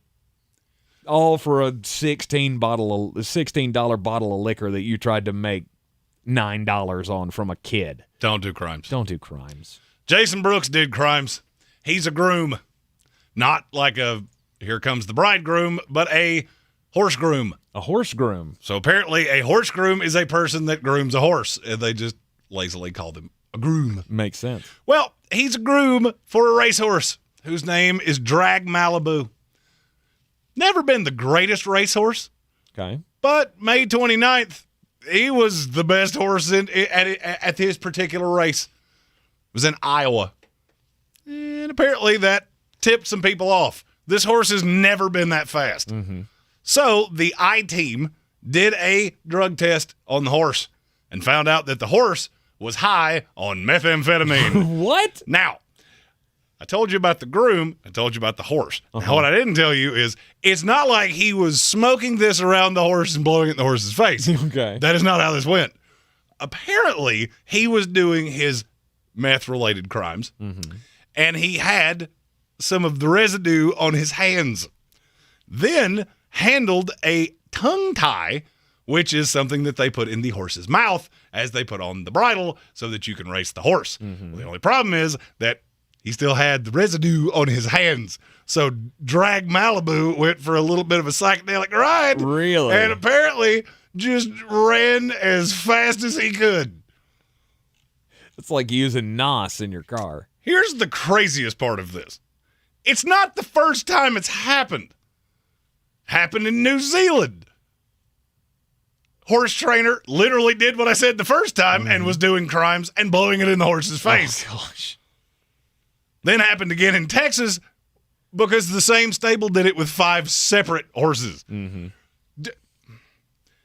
Don't do meth, first of all. That's a Colin Cowherd line. I ain't stealing that from him, but that's very sound advice. Don't do crimes. And really, okay, don't bring the horse into it. The horse didn't do anything wrong.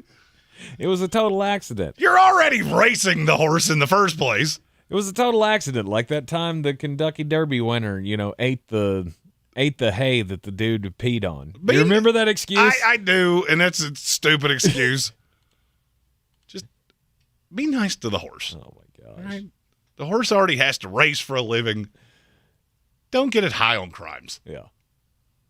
You're in the Sportsocracy here on ESPN Asheville, and let's talk about the Sea Chickens. Seattle Seahawks, as we continue here with our pre-training camp previews, the Seattle Seahawks are, I want to say, dead in the water. Is that too punny? No, and it's accurate. It is accurate. You look at this team, and this, outside of the wide receivers, this is not a good team. I mean, Rashad Penny had a surgence. I was going to say a resurgence, but he never had the first. For it to be a resurgence, you had to surge the first time. Exactly. So he had the surge at the end of the year last year. But they got Kenny Walker in the draft, or Kenneth Walker, whatever he's going to go by now. It's Ken Walker. Walker. That's Ken what it Walker is. the third. That's what it is. Ken Walker was taken in the draft by them, and I feel like he is. That not weird that he was Kenneth Walker all throughout college, and now he wants to be Ken? Yeah. Does that not remind you of the dad that goes through the divorce and buys the sports car and wants to be cool, and you call him Ken? Oh, no big deal. Right. That's weird. Why do you change your name when you get drafted? I don't know. But Ken Walker is now the backup to Rashad Penny, and it ain't going to last long. This is much like the Buffalo scenario with James Cook. This should tell you everything you need to know about what Seattle views of Rashad Penny. They literally tripped over themselves to draft Ken Walker III. Mm-hmm. I will say this, and I will say this many times between now and the kickoff of the season. If you're playing fantasy football and for some reason you just adamantly have to have a Seattle Seahawks running back, it's Ken Walker, not Rashad Penny. I did one last night where I got Ken Walker in the 11th round. And I felt good about it. That's value. I felt really good about it. But, again, this is the quarterback scenario. Like, Russell Wilson is now in Denver. You got Drew Lock or Geno Smith. Neither of your options is good. I don't see how you're going to be able to keep this team motivated throughout the season. Namely, I'm looking at DK Metcalf.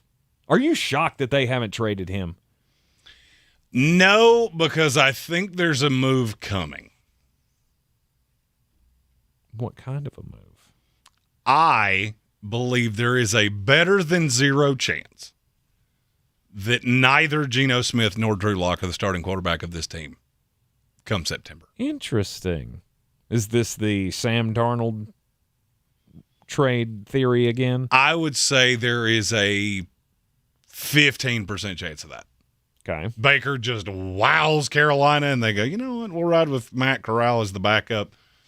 Seattle pick up the tab for the part of the tab for the rest of the year, and we keep the noise away. Okay. I think there is a better than 50% chance that the starting quarterback of the Seattle Seahawks, September the 12th or whatever day it is that they kick off the season, is one Mr. Jimmy Garoppolo. Now, that sounds completely insane. Of course. That you would trade a quarterback within the division. Yes. I'm going to tell you how it was said to me. Where else are you going to send him? Where else are you going to send him? Mm-hmm. We tried to shoehorn him into any other team. Ask yourself this. Interdivision trades are very rare, but they do happen. Mm-hmm. Why do they happen? They happen because one team is absolutely desperate at a position, and the team with the asset knows exactly what they're getting. Is Seattle a threat to San Francisco with Jimmy Garoppolo? No. Do you not think San Francisco knows that? Yes. It's one thing if I trade you a quarterback and he comes back to burn me and you beat me twice and keep me out of the playoffs. There any path of that happening? No. No. And I'll even tell you, it's funny, I tend to just be on the opposite side of wherever the world is on Seattle. I don't think his roster is as bad as everybody thinks it is. Everybody jumped off the cliff. Mm-hmm. Russell Wilson disappears. Mm-hmm. You realize they almost won games with Geno Smith last year. Competitive games. Teams they should not have beaten. They were competitive with Geno Smith. Mm-hmm. Do I think they're a threat to make the playoffs? No, I do not. But they have a boatload of draft picks. They can overpay for Jimmy Garoppolo. They have a 70-year-old head coach that I really have struggled all offseason to figure out, why are you signing up to do this? Because you know there's a corresponding move. I wanted it to be Sam Darnold because that makes more sense. I'm now getting to the point of I'll say the same thing here that I said about Donovan Mitchell. Donovan Mitchell to the Knicks makes sense. Makes sense for the Jazz because you get what you want. Makes sense for the Knicks because you get what you want. Mm-hmm. You get the star that you can market. They get the draft picks they're after. Yes. I would argue that Seattle and San Francisco coming to some kind of agreement on a deal makes sense for both of them. San Francisco does not want Jimmy Garoppolo on this roster. Fact or fiction? Fact. Seattle could not possibly feel good about the fact they're going into a season with Geno Smith, Drew Lock, and Jacob Eason as their quarterbacks. Fact or fiction? Fact. Seattle Seahawks will pay more in draft capital to San Francisco than any other team in the league will. Fact or fiction? There you go. Sounds stupid when you hear it. What will they sell it for? You pick up all the money. It's not going to be you pick up all the money. And give me what? San Francisco will leverage this and this is the reason I think you've had plausible deniability this is the reason it gets floated. What do I always say? Who wanted you to know that? Mm-hmm. Why has there been so much information about Jimmy Garoppolo out there? Who wants you to know that? Who wants you to know that he looks so good? San Francisco. Yeah, that promotes his trade value. You know what else it does? It explains why you keep him on the roster. And so you can go to a Seattle and go, yeah, you're the only team that's going to give us a second-round pick for him, a third-round pick for him, and pick up half the salary. You're the only one that'll do that. We know that. Mm-hmm. But this is not a Baker Mayfield situation of, well, we're going to cut him because he's a cancer. If Jimmy Garoppolo was going to be a cancer, he would have already done it. Yes. And so am I reading tea leaves? Maybe a little bit. I did the same thing with Deshaun Watson. Mm-hmm. And guess what? I was the only person that I heard of that was right about that. And San Francisco knows what you're getting. Right. They know you're getting a quarterback that we're infinitely more talented than you. He couldn't get us over the hump. He's not going to make you better than us. It's one thing if it made it close. It doesn't. No. It makes you closer to the bottom of the playoff teams in this conference. And if I'm San Francisco, and this is going super tinfoil hat on my head, just understand it before I say it. If I'm San Francisco and I know every deficiency about Jimmy Garoppolo, is it really a negative to me if they wind up sliding into the playoff? If I wind up playing this team, am I worried about it? No. They're not even worried about playing the Rams. And that's the point. That's the thing that I've been missing is San Francisco's not worried about Seattle. You don't do things like that. I remember the New York Jets. We got into a situation a few years ago where we could not play dead in a Western at receiver. Mm-hmm. Demaryius Thomas was a receiver for the New England Patriots. They knew he's cooked. In terms of pro ability, his career is over. There's only one team that offered him a draft pick for him. They didn't blink to do it. And I thought it was weird at the time until I saw him. And God rest his soul, the stories and things that have happened, it didn't change what he was on the field. His career was over. New England knew that. Mm-hmm. So they went, okay, if you want to do it, we're just going to cut him anyway. Right. So if you want to give us a fifth-round pick, that's fine. That's one of your 22 roster spots starting roster spots that we don't have to worry about because we know exactly what he is, and you're in that much of a bind. Mm-hmm. And I look at this the exact same way. Okay. All right. Well, maybe they do. Maybe they do the interdivision trade. Maybe they don't. I mean, if they do, woo! It's better for DK Metcalf and Tyler Lockett. Better for your fantasy team, but it's not going to really translate to anything on the field. Because I'm on the opposite side of you. I look at this team, I go, this is not a competitive team. This in Houston Texans bad, but they're not good. Every level of that defense, you have 2 players, maybe 3 players that I go, yeah, okay, they're good. Who are those players? Jamal Adams, obviously. Jamal Adams is a very good player in this league. You just have to use him right. Mm-hmm. Nwosu, I like him. Mm-hmm. You should like Daryl Taylor. He's a talented player. Mm-hmm. You should like Shelby Harris. He's a talented player that came over in the Russell Wilson deal. He's all right. And you should really like Jordan Brooks. Because I can make an argument that he's a top 10 linebacker in this league. Jordan was my 3. And that's kind of my point. It would be one thing if they played in the AFC. In the AFC, I don't care who you trade for. I don't care if you trade for Pat Mahomes. You're the 14th best team in that conference. Mm-hmm. In the NFC, it's not that way. There's one good team per division. There's one, well, they could be good team per division. Mm-hmm. And then there's a dog water team in the bottom of every division in this conference. Mm-hmm. I could see a path that if you make the move. I mean, if you roll with Geno Smith and Drew Lock, you're terrible. Oh, yeah. You're tapping out, and it does not make any sense that you have a 70-year-old head coach that's as lame duck gets. No. That doesn't make any sense. So what's the line I always use when things don't make sense?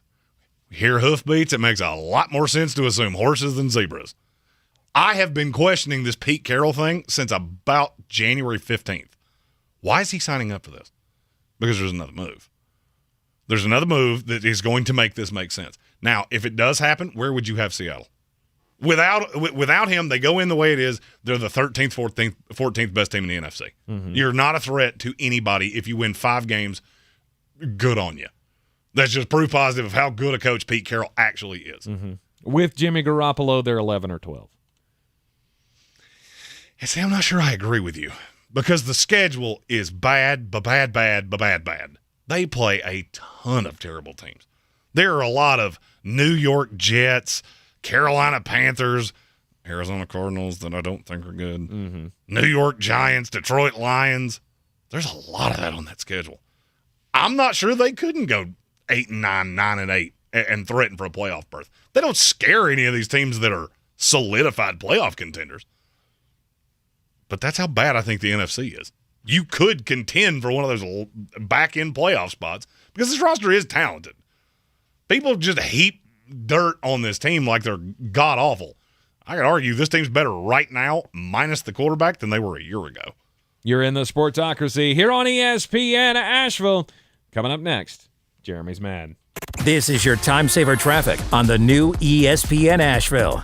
Traffic slowing 240 westbound between Charlotte Street and Montford Avenue, 26 westbound crawling between Hendersonville Road and the Blue Ridge Parkway, 26 eastbound pockets of slow traffic volume between Bavard Road and Long Shoals Road. 40 westbound pockets of slow traffic volume between Hendersonville Road and George's Branch Road. Hendersonville Road southbound is slow between the Biltmore Forest area and Overlook Road. Hendersonville Road north and southbound stop and go approaching Long Shoals Road.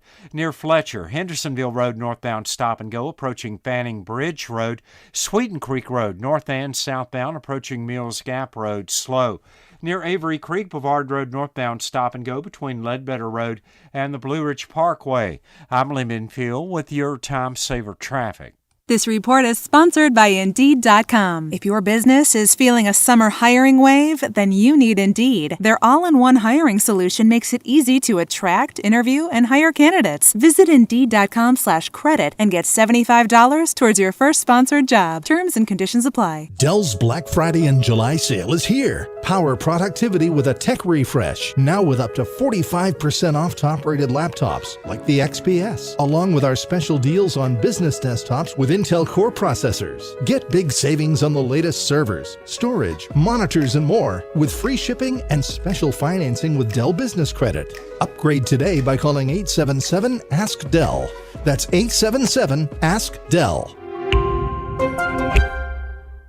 If cleanliness is next to godliness, look around the car right now. Is that very godly? Look, life comes at you fast, but so does WBNC Auto Detailing. They have the tools to make your interior look like it's coming off the showroom floor. You don't believe me? Check them out on Instagram. All that filth and years of stains disappear. WBNC Auto Detailing does full interior and exterior details with paint correction, and they do wax and ceramic coatings. Call WBNC Auto Detailing at 455-3700. Premium care with a Southern hospitality touch. At Ingles, we're all in for summer. Whether you're hitting the trails, hitting the water, or hitting the golf ball, we have everything you need for the perfect picnic, the greatest grill out, and the best beach vacation. We know that the mountains are calling, the open road awaits, and that pool party is ready to rock. So head on over to Ingles and stock up on all the goodies to get you through your summer of freedom. Ingles, low prices, love the savings. Everyone's heard about the housing market and this being the best time to sell a house in years. But the same thing applies to cars. Whether you're looking to buy a car, trade in, or sell that car in the driveway collecting dust, Fred Anderson Nissan of Asheville wants to buy your car. They have 2 on-site managers that work with Kelley Blue Book to give you top dollar for your vehicle. You can even have your car appraised instantly at AndersonNissan.com. Stop in and visit them today at 629 Brevard Road in Asheville, or call them at 828-365-1663. Dirty perky shark back flat. I'm as mad as hell, and I'm not gonna take this anymore. Shark back flat. Morton fill a bucket. Let the hate flow through you. It's always blown my mind what people will spend their money on. We tell stories routinely of trading cards going for $11 jillion.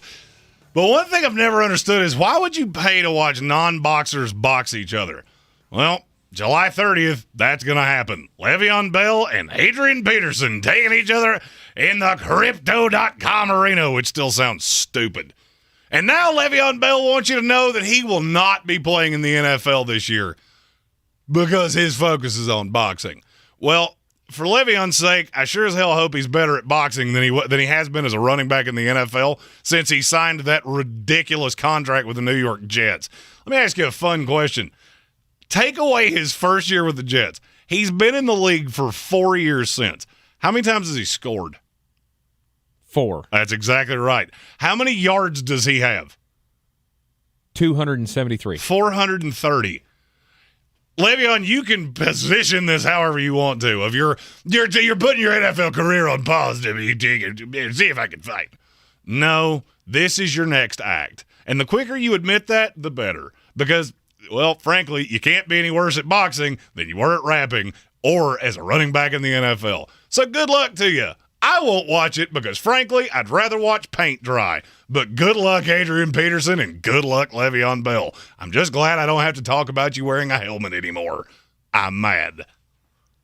I'm almost 40, and I'm in the best shape that I've ever been in my entire life. And it's because of the PhD weight loss program. Look, I used to be one of these people that when I was younger, I would say, I don't want to be older.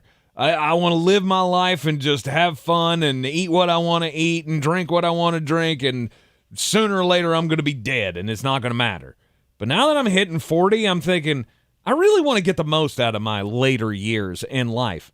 And in the 30-plus weeks that I've been on the PhD weight loss program, I've lost nearly 80 pounds.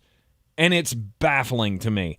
But that's what great nutrition can do for you. PhD's got the plan. You are a little older than me, so I wasn't necessarily thinking about later years. I was thinking about right now. I wanted to be able to sleep. I wanted to be able to be active. I was very active in my teens and in my 20s, and in my 30s I had gotten lazy, eating fast food, and doing all the things that turn you into a sedentary couch potato, which I had become. Now, less than half a year since we started this program, I am almost to my target weight. I'm under the weight that I weighed in high school, and it's all thanks to the program and the plan of PhD weight loss. And Dr. Ashley Lucas has the plan for you to turn your life around. Don't suffer from a weight loss program any longer. The solution is out there. Go to myphdweightloss.com, and don't forget, the PhD Weight Loss is the official weight loss program of the Clemson Tigers and their fans. No, Stephen Tao, Jeremy and I will not be celebrity boxing each other for charity. In. No. I'm all the way in. No. I'm all the way in. I'm a lover, not a fighter. I will double park. I've literally double parked behind a cop car, and I will still be fine. For the last 4 years since we've been doing this program, he's been waiting to take a shot at me. Oh, no, if I was really waiting, I would have already done it. Yeah, I'm pretty sure you It's kind of like pick on somebody your own size. Right, exactly. You were at least in my weight class before. You're not in my weight class anymore. No, not anymore. And you've got the reach on me and everything. And my wife will get irritated at things that you say to me sometimes on the radio. And she'll go, why don't you just take it? What do you want me to do? What do you want me to do? Punch him in the face? Right. That won't end well. It's not going to end well for me. Celebrity boxing, not down my path. We have an agreement. I will never hit you so long as you don't hit me first. Now, you take that first shot, FAFO. Yeah, I'm going to say that's never going to happen. You're in the Sportsocracy here on ESPN Asheville. Thanks for being along with us on the program, not only on ESPN Asheville, but also on the YouTube stream. We'll be back with you tomorrow at 3 o'clock for the Friday edition with more pre-training camp previews, another daily draft, all of it. And we're kicking off a new season tomorrow, something I'm very excited about, and you should tune in for. This is your Exergen Temporal Scanner weather forecast on ESPN Asheville. Partly cloudy tonight. Patchy fog will be possible late with the low dropping to 62. After a sunny start to Friday, there may be an isolated shower thunderstorm developing during the afternoon with a high of 85. Any rain that does develop exits tomorrow evening with an overnight low dropping to 63. Not a whole lot of change for the weekend. Some initial sunshine on Saturday and Sunday will give way to a few afternoon showers and thunderstorms as high temperatures top out in the low 80s. I'm Jeff Maher from the Weather Channel. This is your time saver traffic on the new ESPN Asheville. Light delays, 240 westbound between Charlotte Street and Montford Avenue, 26 westbound crawling between Hendersonville Road and the Blue Ridge Parkway, 26 eastbound slow between Long Shoals Road and Airport Road. 40 westbound between Hendersonville Road and Bavard Road is slow. Again, 40 westbound delays near George's Branch Road. Near Avery Creek, Bavard Road northbound, very busy between Ledbetter Road and the Blue Ridge Parkway. Sardis Road is busy moving from Sand Hill Road to Bavard Road. Sweeten Creek Road, north and southbound, approaching Mills Gap Road is slow.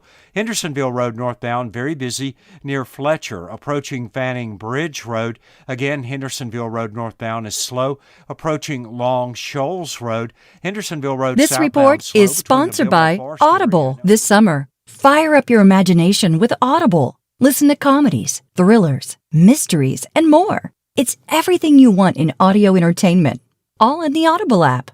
Sign up for a free 30-day trial at audible.com. Portions of the following program were pre-recorded. From the Ingles Studios, this is ESPN Asheville, WPEK, W225CJ Fairview, WMXF Waynesville, and iHeart Radio Station.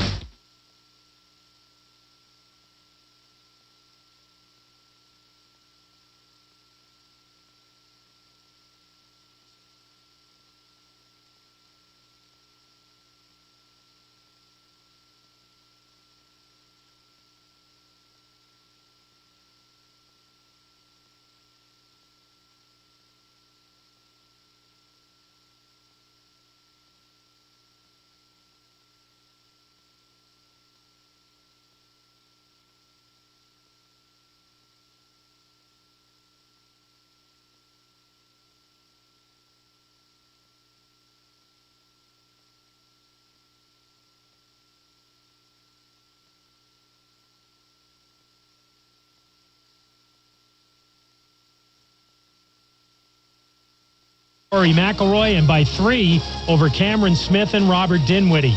Phil Mickelson with an even par 72. Tiger Woods a 6-over 78.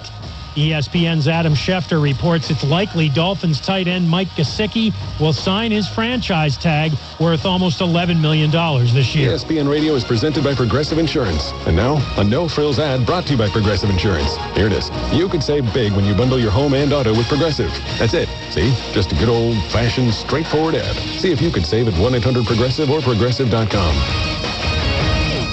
If you haven't take problems, I feel bad for you, son. I got 99 problems, but a Chris ain't one. Hit me. This is Canty and Carlin. As a big man, humidity is like your largest enemy. I mean, I looked this morning when I was walking from the garage here, which is probably about 500 yards. I looked like yogurt that had been left out for 2 days. It was so bad. I melted. And this exactly. And then I stopped at Dunkin' Donuts to get my iced coffee. Left it on the roof of the car. Drove off, reached down to grab a sip, gone. Well, you were flustered because of the heat and the humidity. That's what it is. People don't understand, man. As a big guy, it's a real thing. Like, this is the kind of weather where you got to keep an extra undershirt and another shirt just because you know at some point throughout the day.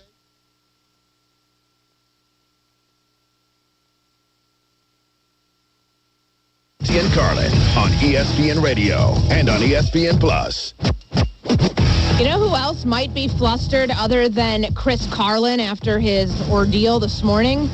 The Phoenix Suns, because center DeAndre Ayton has agreed to an offer sheet with the Indiana Pacers, which could impact their ability to trade for Kevin Durant. This is Canty and Carlin, ESPN Radio, the ESPN app, Sirius XM Channel 80, and streaming live on ESPN Plus. No Canty, no Carlin, but you've got Courtney Cronin and Amber Wilson with you on this Thursday evening, as always, presented by Progressive Insurance. You can tweet to us, my handle at Courtney R. Cronin, Amber's at Amber W. Sports. You can also hit us up on the phones, CC call-in line, 888-SAY-ESPN, 888-729-3776. Question we're asking you, are the Phoenix Suns out of the running for Kevin Durant, or can you somehow convince Amber and I that they can make this work in spite of the DeAndre Ayton, their inability now for a sign and trade because he has agreed to that 4-year, $133 million offer sheet with the Indiana Pacers? 888-SAY-ESPN, 888-729-3776. So this news came out a little bit ago as further move down the Kevin Durant talk and Donovan Mitchell and the potential trade spots for both of those guys.